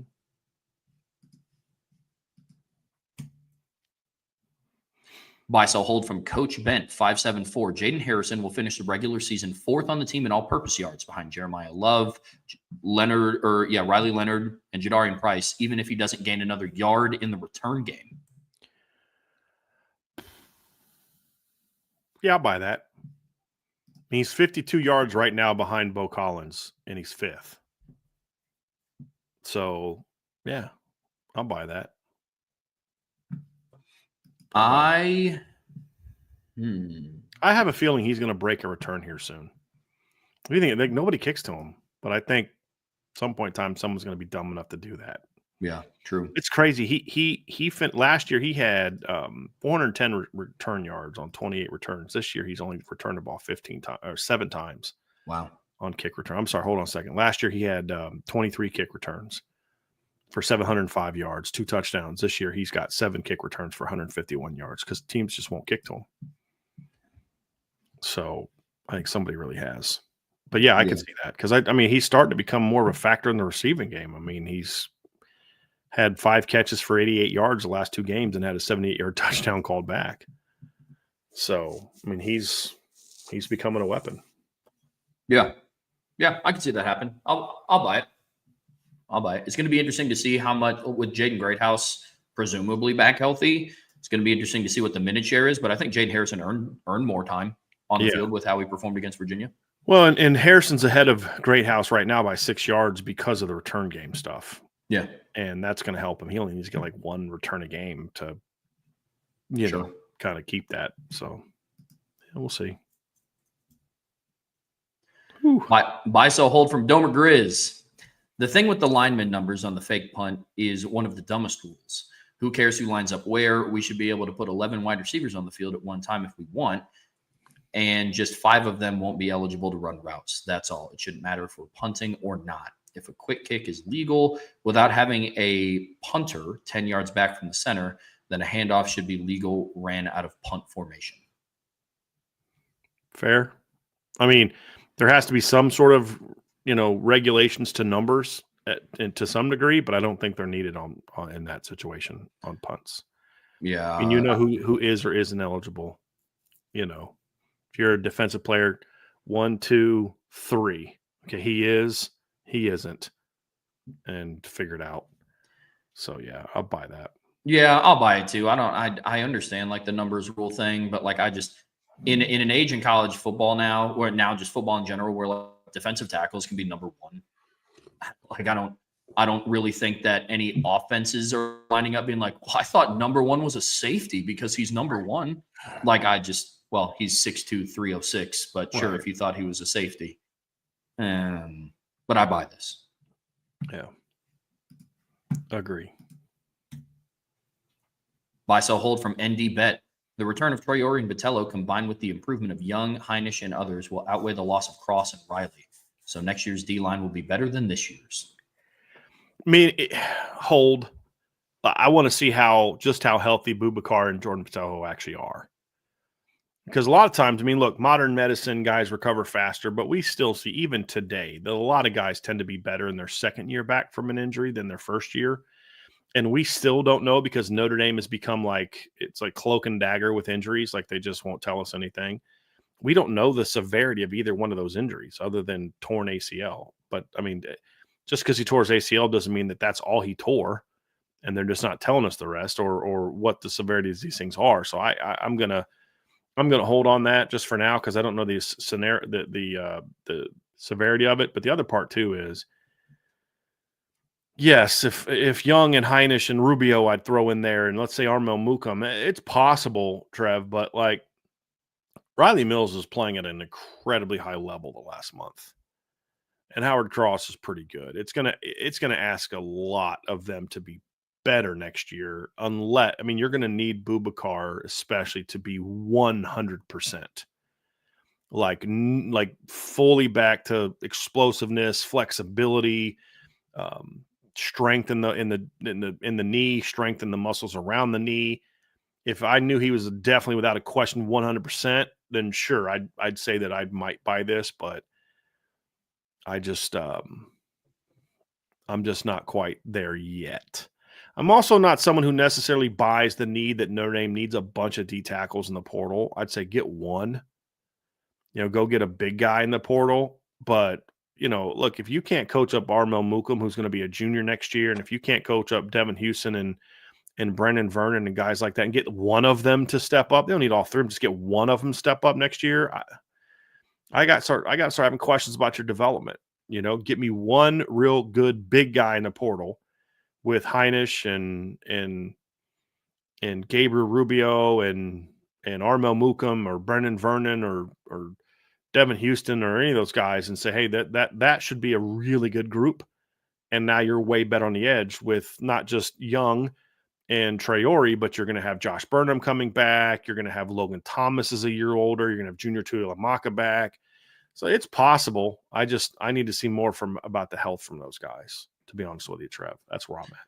Yeah, with this one, I hope that I'm wrong. I do, but I'm going to sell it. Because not only are you going to have to replace the production of Riley Mills and Howard Cross, you're also going to have to replace their leadership in that room as well, with a bunch of essentially rotational guys and 2 guys that are coming back off of injury, which, to your point, we have no idea how that's going to look, right? They tore their ACLs. And in a perfect world, yes, they come back like normal and nothing happened and everybody's going to be fine. Mitchell Evans was also coming back off of an ACL tear this year, and it took him 8 weeks to get back to where he was at through the season. Now he dressed and he played in every game. But I think it's going to be tough to say that it's going to be better. Do I agree that it has the potential from a skill set perspective as a whole unit potentially? Yeah, absolutely. Like Notre Dame is trending in the right direction as far as the young talent that they have that's coming up. But it's too early for me to say that next year's is going to be better. I think next year will look very similar, like overall performance-wise, to this year. the first couple weeks, it's like, they're kind of struggling. They have a new lineup set, and, it's going to be a little bit of a question mark. And then the second half of the season, I think the D-line is going to start to turn it on a little bit. But again, I hope I'm wrong, but yeah, it's too early for me. Buy, sell, hold from ND Bet. Freeman's ability to motivate his team, even against lesser opponents after Northern Illinois, will continue next year and beyond. So we won't need to have that adversity to perform the way we have the last 8 games. At times, yes. At times, no. So I'll sell that because, look, every team is different. And sometimes, no matter how good of a coach you are, your team isn't quite as bought in as it was. We've seen this at Bama. We saw teams after multiple titles that Nick Saban had teams that weren't as bought in as – I remember how frustrated he used to get with the 2014 team. And that was 2 years removed from back-to-back titles. You're always going to have that. And then, the 2017 team didn't have the talent that other Alabama teams had, and they won a championship that year because they were totally bought in and had good culture and good leadership and stuff. So, I mean, there will be years like that, but I'm going to buy overall that we're just not going to be as concerned about every game being this might be a game you lose type of thing. I think we're going to look at Notre Dame's schedule and basically say moving forward, you can chalk up 8 wins a year. And then, 4, you got to figure it out just because they're just going to dominate at least 8 teams on the schedule this year. And then you just got to go 3-1 or some years maybe 2-2 against the rest of it. And you're in, and I think that's kind of how it's going to be because like somebody said, sell until proven otherwise. I mean, look, at what point in time is the otherwise until proven otherwise? I mean, I can't take this team for granted because of Northern Illinois. Okay, well, they blew out that team. I can't take this team for granted because of Northern Illinois. All right, they blew out that team. Oh, yeah. Well, I mean, at what point in time is it okay? Time to move on. I don't know when that's going to be. So that's kind of where I'm at. So yeah, I think they're past that for the most part. But look, guys, the reality is there's always going to be like I said the other day, they're not going to win their next 150 games. They're going to lose to someone over the next period of time. They're going to lose to someone that they shouldn't lose to over the next several years. It's going to happen because that's football. I mean, 2019, Georgia was a really good team with 12-2. One of their losses was a home loss to a 4-8 South Carolina team. Clemson had the number 1 seed in the playoff in 2017. Their only loss was on the road to a 4-8 Syracuse team. Clemson won the national title in 2016, and their only loss was a November home loss to a Pitt team that lost 5 games that year. It happens.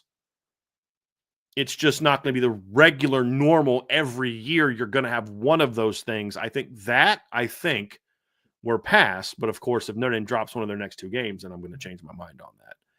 But I do think the way they've dominated the last 8 games says, okay, I think we're past the Marshall-Stanford stuff, right? It's let it go. Time to let it go. And that's where we're at. Yeah, I agree.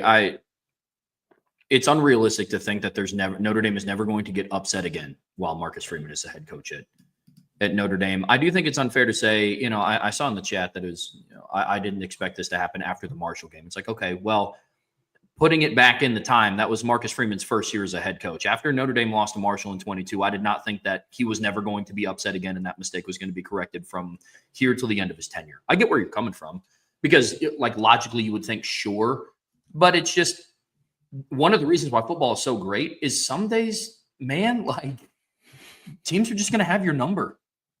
Like sometimes teams will just, like, they were the better team that day.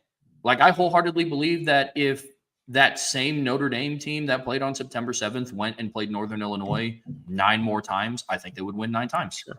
Some teams just have bad days, and that's college football. So I will buy the fact that I think, like, the Northern Illinois level losses to, like, MAC teams, I do think that's kind of behind, but I'm not going to say that a lesser opponent because I view Notre Dame as upper echelon of college football. So the majority, I mean, you can make the argument that out of 134 teams, there's like 120 lesser teams. I think out of Freeman's tenure, one of those teams is bound to upset Notre Dame at some point in time, just because what history tells us is it's going to happen. But I get it. I understand. Buy, sell, hold. Al Golden is the best defensive coordinator if you don't consider recruiting, and Mickens is the best DBs coach in the country overall. I'll buy both of those, and I do consider recruiting. I think Al Golden has found a sweet spot in recruiting because I think they have found with Marcus Freeman and Chad Bowden, they found a sweet spot on how to really use him well. And it's not as the closer or the primary recruiter. It's talk football. Get this kid to understand. Like, look, Al Golden was not the driver behind them landing Kingston Viliama-Asa. That was Coach Freeman. That was Chad. That was Max Bulla. But Al Golden's role in that was instrumental because he could show him, here's why you fit in our defense and here's why we can make you an NFL football player. Because he's ultimately the visionary for the defense. But yes, I would say that right now, I don't know that anyone's doing a better job than that. And I would also say that Mike Mickens, without a doubt, is the best DB's coach in the country. Yeah. Hands down, Mike Mickens is the best defensive backs coach in all of the United States. Mm-hmm. And I just, from a defensive coordinator standpoint, I don't know who you would put up that's doing a better job than Al Golden. You know what I mean? Like, I don't. Yeah. Who else's name do you throw in the hat? Right. Couldn't tell you. I mean, there's some real. I mean, the guy at Tennessee is doing a great job this year. Yeah, he is. Pete Golding. I'm not a big fan of Pete Golding, but he's doing a great job with that Ole Miss defense for the most part this year. I mean, there's some other guys in there, but I don't know. I mean, number one, Notre Dame has an elite defense just with no asterisks or context. They have an elite defense. Mm-hmm. But then when you factor in that they're doing this, they lost their starting Viper in game 3. They lost their replacement Viper, who was their best pass rusher in game 5. They lost their All-American cornerback in game 6. And they were already super young to begin with. You know what I mean? Yeah, I just don't know that anyone's doing a better job. I mean, when the context for Notre Dame only adds to how good they are. They're not as good as you think, but based on this and this and this, they're overachieving. They're an elite defense, period. And then when you add in the fact that that's true, you know, like Tennessee fans were talking about, oh, we haven't allowed, we haven't given up more than 17 points in a game all year. Well, that's gone now. You know what I mean? And now it's you look at what Notre Dame has done and you're like, boy, that's really impressive. That's really impressive. Mm-hmm. Or they haven't given up 20 points in a game all season. And I was like, well, you've had more games where you've given up over 17 than Notre Dame. Like, what kind of arbitrary stat is that? But now you can't say that because you just gave up 31 to Georgia. And you think about that. Notre Dame has not given up more than 24 points in a game all season. They've only given up more than 16. They haven't given up more than 16 except for that one time.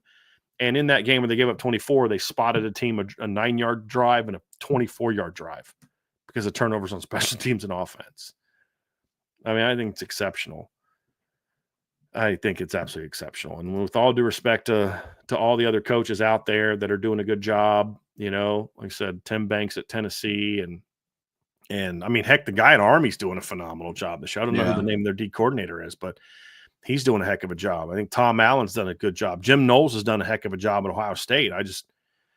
Pete Kwiatkowski, I think is how you pronounce his name, the guy at Texas. There's a lot of good D coordinators out there. I don't think anybody's doing a better job than what Al Golden's doing. Agreed. In my opinion. So, yeah, that's who I'd give it to. And, of course, Phil Parker always does a great job at Iowa. I saw a hold from I Am Tenzin. It's more likely a Notre Dame running back wins the Heisman before a Notre Dame quarterback. Sell. Yeah. Historically, the Heisman, unfortunately, has turned into a quarterback award. I mean, it is hard for running backs to win. Ashton Genty is having one of the best seasons a college running back has ever had, and he might not win the Heisman. In a year where there's no good quarterbacks. Right. Or no like traditional Heisman contending type of quarterback. Right. No Joe Burrow, no Kyler Murray. No, yeah, I get you. Buy so hold again from I Am Tenzin. The future 14-team playoffs shut the goofy SEC fans up when they can finally get all their precious 3-loss teams in the college football playoff. No, because then they're going to complain about, but we had this other 3-loss team that should have got in over this team, and we're still going to cry about it because that's what they do. Well, I mean, it's going to turn into, well, what about this 4-loss team? Like, brother, listen, man, until there's a 12-team SEC playoff, they're going to cry about something. I mean, that's how a lot of them are. They don't think anyone else should be on their level. I don't think they think that anyone else should even be playing for a title. Like, it's just, that's how they are. Yeah. Plus, LSU is going to be dynamite in 2027. So agree. You have them to factor into. Agree. Buy, sell, hold from I am Tenzin. Notre Dame ends up in the top 4 rankings to secure a 5-6 seed. Right now I'm selling because my projection I have them as a 7. We need to see kind of what happens this weekend with Penn State a little bit. I don't think they necessarily need Penn State to lose, but I do think Penn State not playing well in one of these next couple weeks would help them. And then we need to see what Notre Dame does against Army and Army against USC. So it's possible, but it could also include, if Oregon smacks Ohio State, that could maybe drop Ohio State down. Like not lose. If they go out and play in a neutral field and they lose by a field goal or a touchdown, I think they keep Ohio State kind of where they are, 5 seed. But if Ohio State goes out there and just let's say they lose by 2 touchdowns, 17 points, and it's not really a competitive game, like Oregon's clearly better, I could see that. But it requires work. But it's a lot more possible than I think a lot of people are giving it credit for. I mean, 2 weeks ago as well, Notre Dame's just too far away from Penn State to leap them. And now I'm like, okay, what about now? Well, I don't know if the committee is right. So it's like they've got to handle their business the next 2 weeks. If they handle their business the next 2 weeks, and I don't mean handle your business like just keep winning, because beating Army by a field goal is not going to make anyone think maybe we should put them over Penn State. It's just you got and beat Army by 20 plus points. Now maybe you're even closer to Penn State in their minds. And then you go out and whoop USC next week by a couple touchdowns. We are clearly the better team. And that's even more data to say, hey, look, we now have 2 common opponents. Notre Dame's hotter than Penn State, if they play that way. Although Penn State has got 2 of their more impressive wins of the season the last 2 weeks from a margin of victory standpoint. One of them was against a solid team. The other one was against a garbage team. But if Notre Dame goes out there and just whips Army and whips USC, I do think that there's going to be an opportunity for them to have a case to leap Penn State. And they just keep gaining on them and gaining on them and gaining on them. And then I also wonder is if Ohio State loses again to Oregon, what does that do for Penn State's good loss conversation? It's still a very good loss, but is it as good of a loss as it's viewed now on top of Notre Dame? So there's a lot that could happen that could vault Notre Dame up into a 5 or 6 seed. I'm not someone who's reserved that 7 is the ceiling. It is definitely not the ceiling. 5 is the ceiling. It's just going to take more work to get there. So that's where I'm at. Some of it's going to be determined too on what they decide to do with IU, barring how they lose to Ohio State. Mm-hmm. Because, and I am all for being convinced otherwise, but if IU plays Ohio State close, I don't know what they do with them in the rankings, because Penn State lost in a 7-point game at home and they're the 4th team in the country. Right. You know what I mean? If IU goes to Columbus and plays them close, I have no idea what they do with them. I think they put them behind Notre Dame because for the whole reason that we think that they have Penn State where they have them now is it's not so much about that loss, but it's because they're Penn State. And Indiana won't get that same benefit of the doubt. That's why even though I think that you can make a better case for Indiana in that scenario being ranked ahead of Penn State than ahead of Notre Dame than you would for having Penn State ahead of Notre Dame, in my opinion. Absolutely agree. So that's where I'm at. Buy, sell, hold. Notre Dame will have 3+ total All-Americans. I'm gonna sell that because like I'm sitting there thinking who are their All-Americans going to be? Okay, Xavier Watts. I mean, on offense, I don't know anyone that's going to be an All-American on offense. None of your receivers, none of your tight ends. Riley Leonard's not going to be one. I don't think Jeremiah Love is going to have All-American numbers unless his last 2 games are just insanely monstrous, right? Just possible. But there's just so many other running backs that have higher yards than him. And, maybe he has like an Audric Estime type of finish to the season, which is look, if Audric Estime doesn't go nuts his last 2 games, he's not a second-team All-American like he was last year. The huge monster game against Stanford at the end of the year, that kind of thing. So I don't know. I mean, none of the offensive linemen deserve to be All-Americans, in my opinion. So I don't see anyone on offense being an All-American. Defensively, I don't see Howard Cross repeating as an All-American, especially after the games he's missing down the stretch. Maybe Riley Mills earns that because of how good the defense is, but and he's got a good, he's like 6 sacks. That's pretty good for a D tackle. But I don't know that. I mean, Riley Mills, in my opinion, has played like an All-American the second half of the year, but I don't know that that's enough when you didn't play like one for the first half of the year. That's kind of my beef with it. I don't know that any of the linebackers are going to have All-American production or play. and your only cornerback that had a chance of being an All-American, in my opinion, is out for the year. So it's Xavier Watts and what?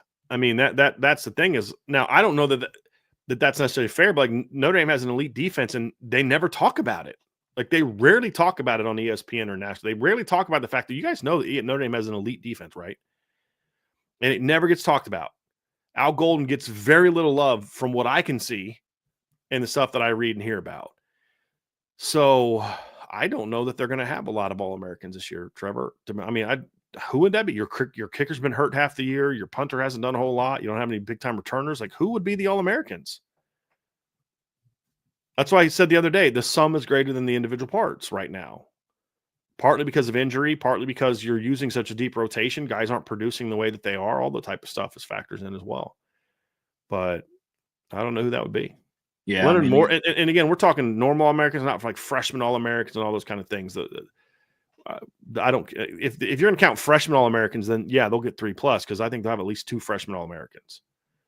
I think Kingston and Anthony Knapp will both be All-Americans, and maybe Leonard Moore will do enough in half a year to be there. I don't know, but we're talking like All-Americans. You know what I mean? I don't see any of them. I don't see who else that would be. The only other one that I didn't even think they would consider to be Riley Mills. That's it. I was going to ask what your stance was on freshman All-Americans if we were putting them in that ring, because like offensively, I would have said Anthony Knapp. Yeah. You know, defensively, I would have said Leonard Moore maybe sneaks in there as like a third team. I think Kingston. Well, I think Leonard Moore could be a much higher freshman All-American because of how well he's played. I think Kingston is going to be in the conversation for freshman All-American. Sure. You know, but I don't count those. That's a different type of All-American. Fair enough. For me. So that's where my answer comes from, is not considering those. Buy, sell, hold from D-Troll Hunter. If Brian Kelly loses to Vandy and Oklahoma, he jumps ship and leaves LSU rather than take another year of heat on the Bayou. I could not sell this with any more veracity than I could sell anything else, because Brian Kelly is not walking away from money. And no one's going to hire him and pay his buyout to go coach their team and pay him a lot of money. No one's going to pay him what LSU's paying him. And no, like, they're not going to fire him. Because I don't think they can afford to. He's not going to leave for another job, even if he wanted to, Trev. I mean, he tried to jump ship in 2016 and no one would hire. Who's going to hire Brian Kelly right now? In this era of player empowerment, who wants that guy leading their football team in hopes of not having a lot of players leave and transfer? You know what I mean? Like, no, he's not going anywhere. So now, D-Troll Hunter, you tend to get these things correct. So obviously I'm thinking second, but it just, I don't see any scenario where if he loses, like, no, who's going to hire him if they finish 6-6? And he's not leaving that much money behind. Because if I know anything about Brian Kelly, I know that dude ain't leaving that money behind at all. He'll just, and here's the thing, why should he? He doesn't work hard. That's the whole point. He spends half the year golfing, and so, and they're starting to talk about that on the LSU shows, by the way, which I find hilarious. I'm like, you guys should just like copy and paste a show we did 4 years ago and just replay it and be like, because this is all true now. So I'm selling that one. I'm going to sell it even outside of the money aspect. Brian Kelly is the head coach that loves to tamper down expectations, and nothing more would make him happier than going 6-6 and then having like an 8-4 season and talk about how much they improved. He loves getting patted on the back for very mediocre jobs. He does. I mean, I watched him coach in South Bend for 10+ years. So I have a buddy of mine who just texted me because he has a bet about Kelly getting fired after 3 years. And he goes, he's listening to the show, so he tries to call me in the middle of the show, and then he goes, he better get fired. It's because he's got a bet on the line. But I'm like, I hate to break it to you, buddy, but LSU would have to pay a whole lot more than you will if to buy him. I just don't see it happening. I don't. Because we're not taking enough into to consideration the notion that starting next year, these schools are going to start paying $20+ million a year salaries to basically players. And if you're already a school that doesn't have a ton of money to begin with, you can't afford to pay $68 million to him. Plus, it's probably another $5 to $10 million more in buyouts of his assistants. And then you've got to pay whatever buyout you got to pay to the coach you're then going to go hire. And I just don't see that. It'd be $100 million investment to hire Brian Kelly when you can consider just all the different things that go into to fire Brian Kelly and hire somebody worthy. You know what I mean? They're not going to be able to do that because the same people that they would be hitting up to pay that money are the people they're going to be hitting up to build up their collective money to be able to pay players next year. And it's just not going to happen. Sure. Another buy sell hold from D-Troll Hunter. Related, we will see a trend of schools that are being more patient with head coaches this year because they are starting to be concerned about money with the revenue sharing. I mean, that's an easy buy because we're already seeing that. I mean, that's the only reason that Billy Napier's not getting fired. Yep. I think that's the only reason that Mike Norvell hasn't been fired yet. Yep. So big time buy. Definite buy. Definite buy. Buy, sell, hold. Next year, the best 3 DB combo would be Boundary, Leonard Moore, Field, Christian Gray, Nickel, Morrison if he returns. I'd have to think more about that one. I'm not sure how I feel about that one yet. I'd have to think more about that one. I don't know if having a guy that's like you're putting your least physical guy in the nickel, and I don't know that I love that. You know? Yeah. On this one, I'm going to sell it because I think Ben Morrison was an All-American and a projected first-round draft pick at like the boundary corner position. I don't think you remove him from that to put him at a new spot when somebody like Leonard Moore could absolutely go in and play the nickel. I think he's better in the run game. In theory, if you're playing more of an NFL style, you could say, hey, here's why I think Benjamin could be a really good nickel because he's a great cover guy, et cetera, et cetera, et cetera. But I just don't know that his game is that. I don't think it – I mean, I get what you're saying, Trevor, and I don't disagree with it.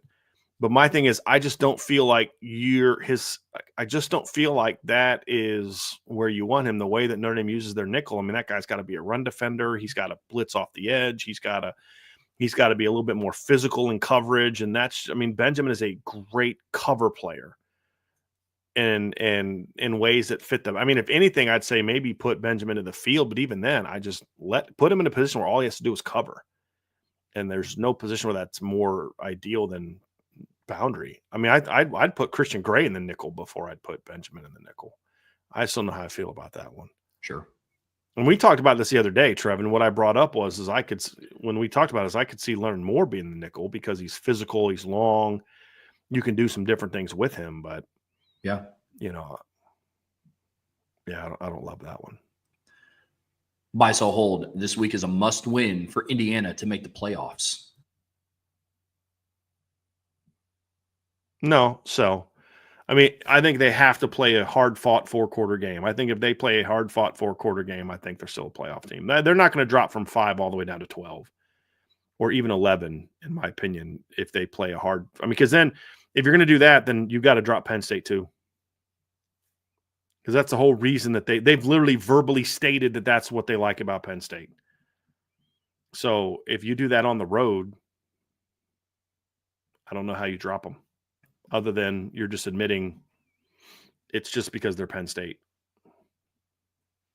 Yeah, I saw this one as well. Like we talked about earlier, it does depend on the manner of the loss. Yeah. It does. But I think if it's a competitive loss, they're in. As long as they go out and do what they need to do against Purdue the next week, which I think sure. Yeah. Buy, sell, hold. If Texas loses to Texas A&M, there's a real chance they do not make the playoffs, and a 3-loss title game gets that final SEC spot ahead of them.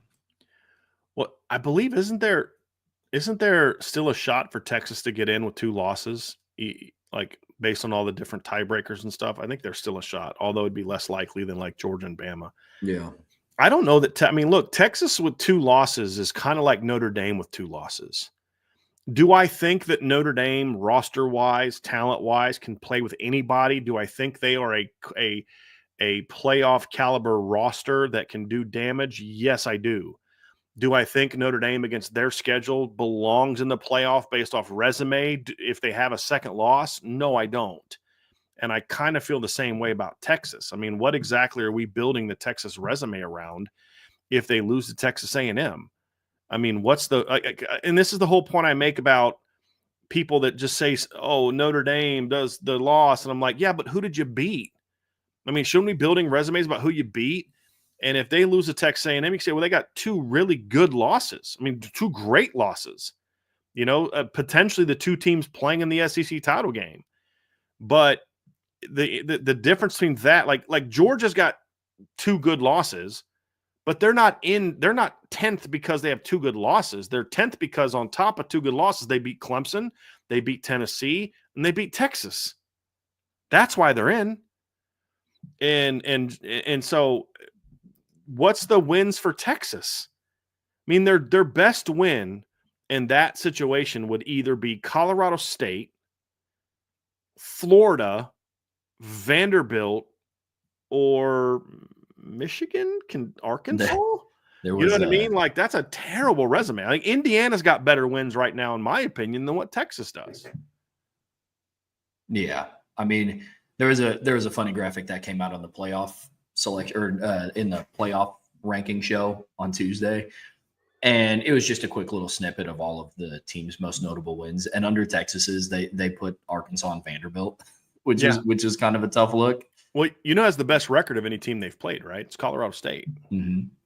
I mean, think about that. And it's like somebody in the chat said Vandy. And I'm like, what does it say about them that the best win that they have is over a team that lost to Georgia State? It's not good. So I don't think Texas – now, again, do I think Texas as a roster can play with anybody and et cetera, et cetera, et cetera? Yes, I do. But just like Notre Dame. But Notre Dame would not belong there if they can't go better than 11-1 or 10-2 in against the schedule. Now, again, I'm not someone who buys into it's a soft schedule. I think it's a good schedule, but it's the kind of schedule that a playoff team needs to go 11-1 against. Same with Texas, their schedule. It's. Do I think they have a great roster and the potential to beat anybody? Absolutely. But if they play that poorly in their two best games, because like Penn State or Ohio State, you can say if Ohio State loses twice to Oregon, I've heard people say they should be out because they've proven that they can't play. Like, well, yeah, but they also would have beaten Penn State and beaten Indiana, who are top 10 teams. And even if Penn State was ranked where I think they should be ranked, that's still a top 15 win on the road. That's still a really good win. That's comparable to Notre Dame's win over Texas A&M. I think A&M's better than Penn State, but not by a ton. But then they'd also have a better win. They'd also have a great win over Indiana. So Ohio State, even with those two losses, would still be able to say, hey, you beat Penn State on the road and you beat a really good Indiana team at home. That's a playoff resume on top of the roster and all that other stuff. I just don't know what you're building Texas's resume around other than, but look at the rankings and the recruiting. I don't know what else. Look at how many draft picks they have. Okay, yeah, but team with that many draft picks should have been better than 1-2 or 0-2 in their two biggest games. You know, so I think I think they're out. I think they're out. With two losses, I think they're out. Yeah. Oh, I buy that solely around the conversation of who did you beat. Now, whether the committee will see it that way, I have no idea, because right now the committee is putting a heavy emphasis on who you lost to. That's how it goes for them this year, unfortunately. Right. But I think that they should be out if they lose, personally. Yeah. Another buy-sell hold from Detroit. Well, real quick, we have seen a precedent, right? Because we talk about precedent, not emotions and feelings. We've seen precedent that a team ranked second or third in the SEC can get beat and drop out of the playoffs, because that's exactly what happened to Georgia. Yeah. When they were third, right, behind Ohio State, and then dropped out. They were 12th, but 12th knocked them out last week. Yep. Right? So there is precedent to see that. We've seen that before, and I think that would happen with them. And the reason Miami didn't drop as far is because Miami was undefeated up to that point in time. That was their first loss. Where with Texas, it would be 2. Buy, sell, hold from D-Troll Hunter. The Big Ten isn't doing rivalry week right. Forcing Washington and Oregon to play each other instead of their traditional Apple Cup / Civil War. Also not letting Penn State have a rival who is not in the conference and playing Maryland. Well, Maryland is kind of their rival-ish type of team. I mean, that's the closest thing they have to a rival. But no, I agree that they're not doing a good job of with right. But I think part of it is because I don't know that they want the Big Ten. I'll give the Big Ten credit. The Big Ten has always been a team, always been a conference that the only real rivalry game that I remember long term was Ohio State and Michigan. I mean, like in Michigan State gets played in the middle of the season. The Iowa-Nebraska game, that was not a thing a long time ago.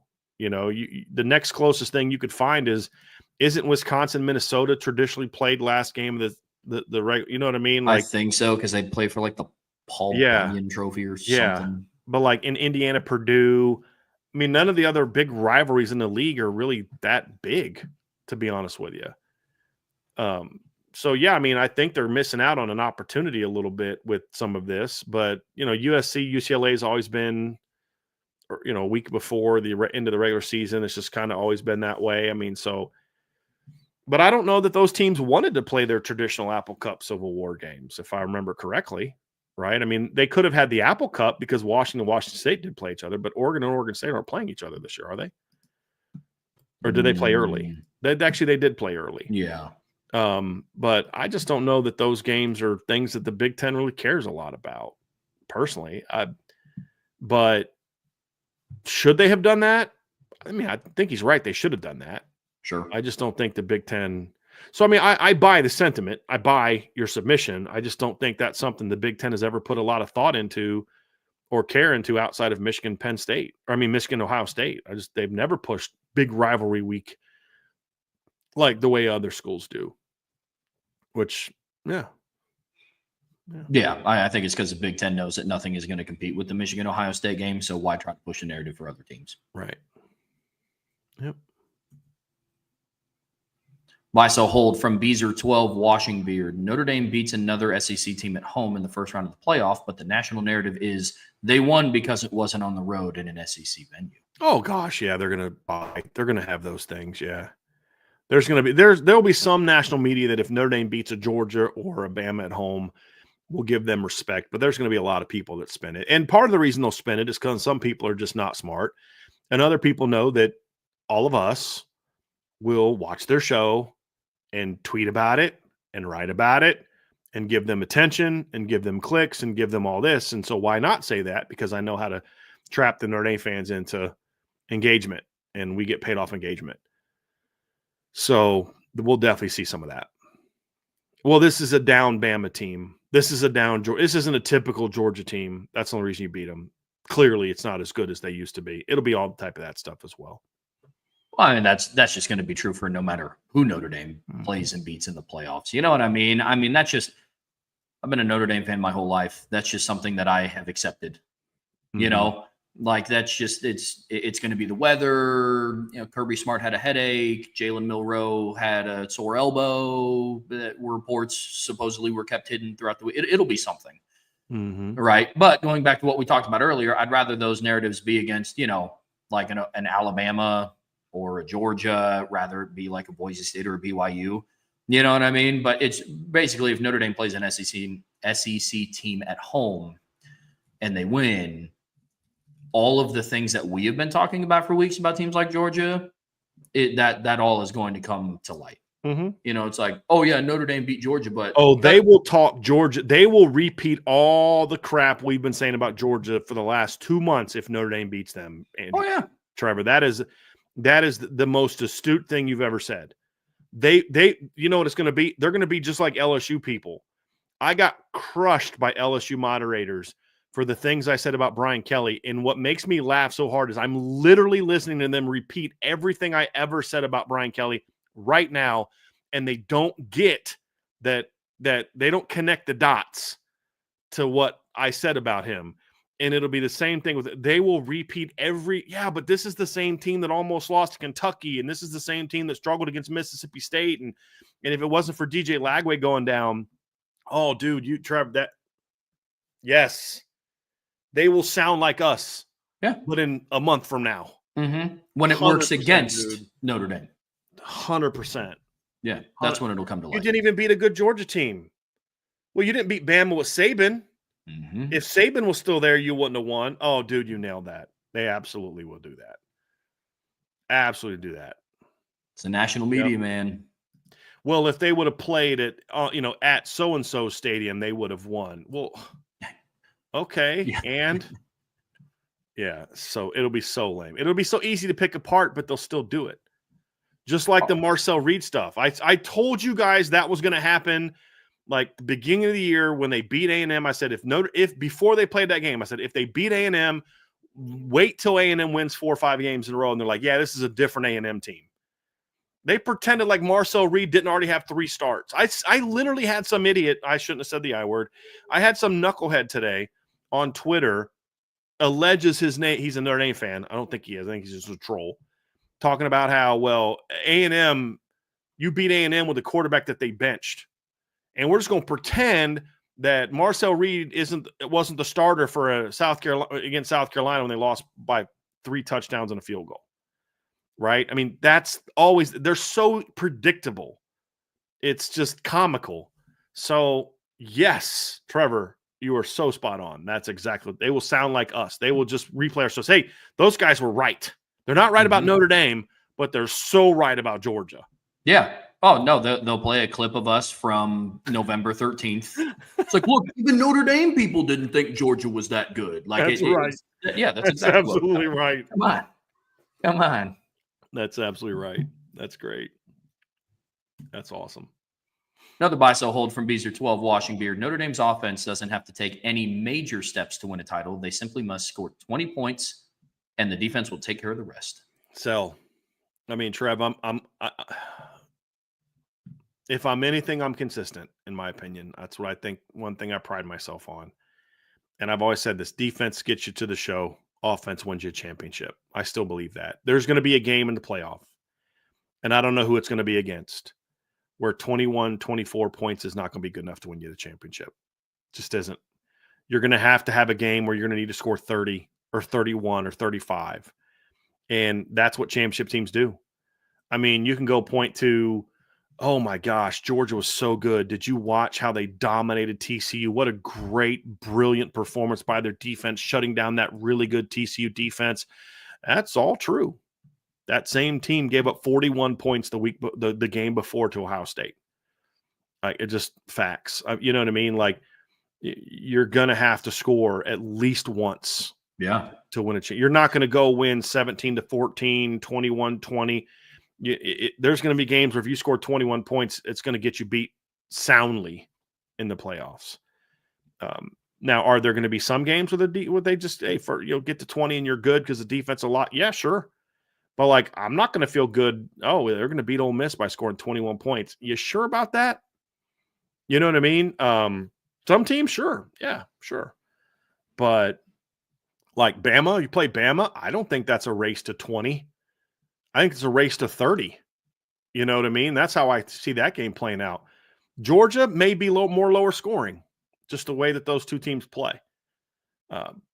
Maybe Ohio State is a 20-something game like last year was, sure. But if you play Oregon, I think that's probably a game where you're going to need to score 27 to 34 points to win that game, potentially.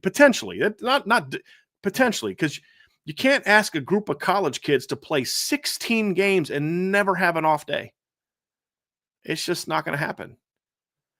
And so you're going to need your offense to be more efficient, be more explosive, and there's going to be at least one game between now and if Notre Dame plays for the title and wins the title, there will be at least one game between now and then, if not 2, where the defense just doesn't have their A game and the offense has to pick up the slack and win the game. Not a doubt in my mind. Well, I think all that kind of feeds into the mark of a really good team is they can win different types of football games, right? They can win the slow, grinded out defensive game. They can win the shootout game where it might end up 38-34, or it might end, you know what I mean? Like when you're playing a good team of relatively equal competition. Now, Notre Dame has not been in a shootout this year. Part of that is because they have an elite defense, like what we've talked about. Some of that is they also haven't really gone up against many offenses that are that great. And the closest one that they played against was Louisville, and they scored 24 points albeit there was a short field on 2 of their offensive drives, right? But I agree. I look, Bees, I understand where you're coming from this, because Notre Dame's defense holds teams to very, very, very minimal points.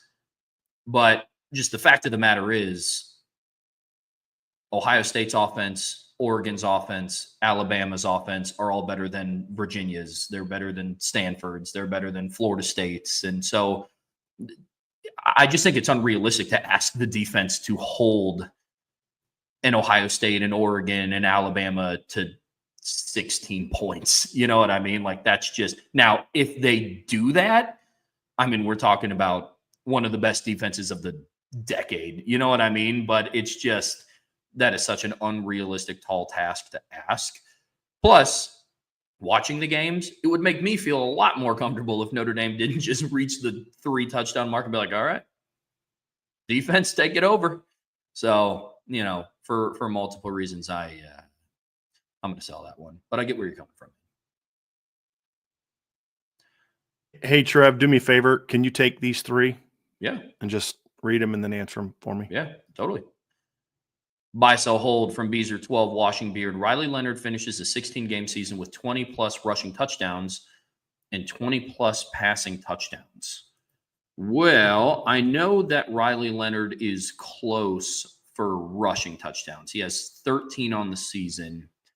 He has 12 passing touchdowns. We just got done talking about how Notre Dame's offense is going to have to continue to open up throughout the playoffs, and the passing game is going to be heavily involved in that. So they've played 10 games already. They have to play 6 more. I could see him getting, well, let's see, what would that be? 8, 7, 15 more touchdowns through 6 games. That's about 2 a game. And that's what he's been on pace for.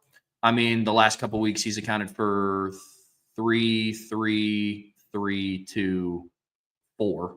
Going back to the Stanford game. So I think it's in the realm of possibility, but he will be going up against some stronger defenses. So that one is going to be a little interesting. So I'll hope by it, because I think he's absolutely capable of it.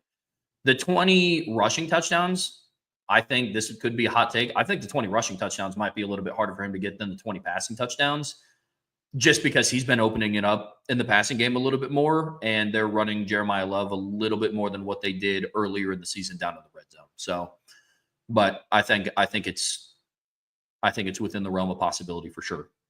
Another buy, sell, hold from Beezer 12, Washing Beard. Riley Leonard is the most talented quarterback to play in a Notre Dame uniform since Malik Zaire.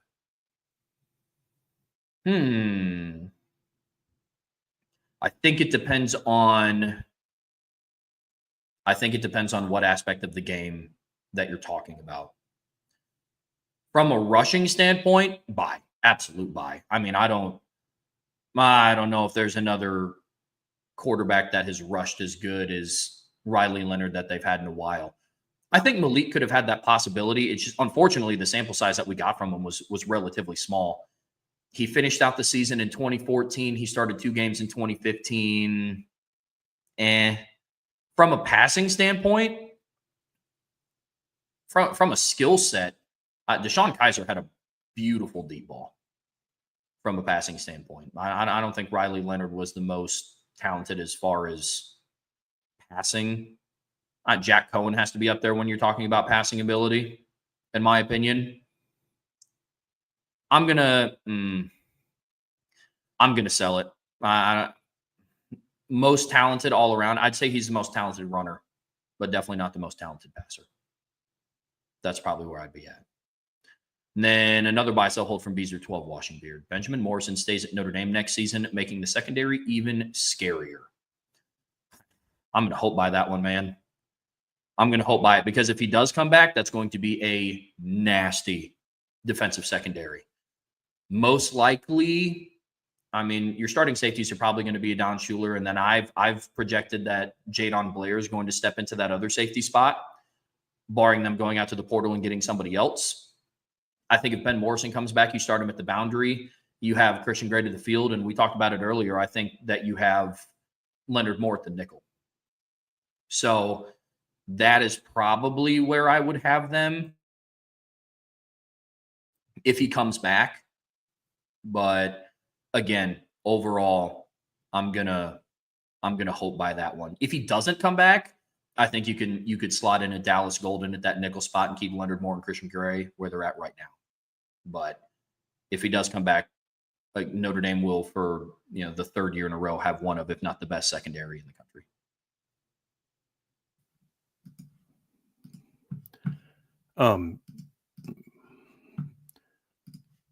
We're going to have to stop the show there. Trevor doesn't have the ability to scroll through the buy, sell, hold submissions. And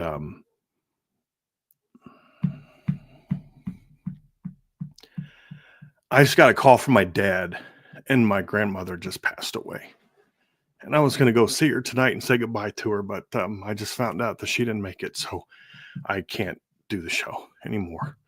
So I apologize that we're not going to be able to finish the show, but Trevor was a great show, man. You did a great job today, and if Trevor had the ability to scroll through the things, I'd let him finish it because I know he could crush it, but I'm not going to be any good for the rest of the show. So I appreciate y'all very much, and I could certainly use some prayers. They were driving her home from Virginia to Ohio, and we were going to go after the show and see her and say goodbye to her, and didn't get a chance to do that. But I appreciate y'all, and I'm sorry that we're able to finish the show today. So, Trev, if you could take us out of here, I'd really appreciate it, man. Yeah, of course. Brian, we'll all be praying for you and your family and everybody that's involved in your situation. So we're all hoping nothing but the best for you. Listen, you guys know what to do. You guys know the procedure from here. So look, post it on the boards, reach out if you guys know them. But prayers up to Brian and the rest of his family. We will keep everybody updated with the schedule for what happens the rest of this week. And we'll just be thinking about Brian and keeping him in our thoughts and prayers. So thank you guys for being with us today. And we will see you guys back here next time on the Irish Breakdown Podcast.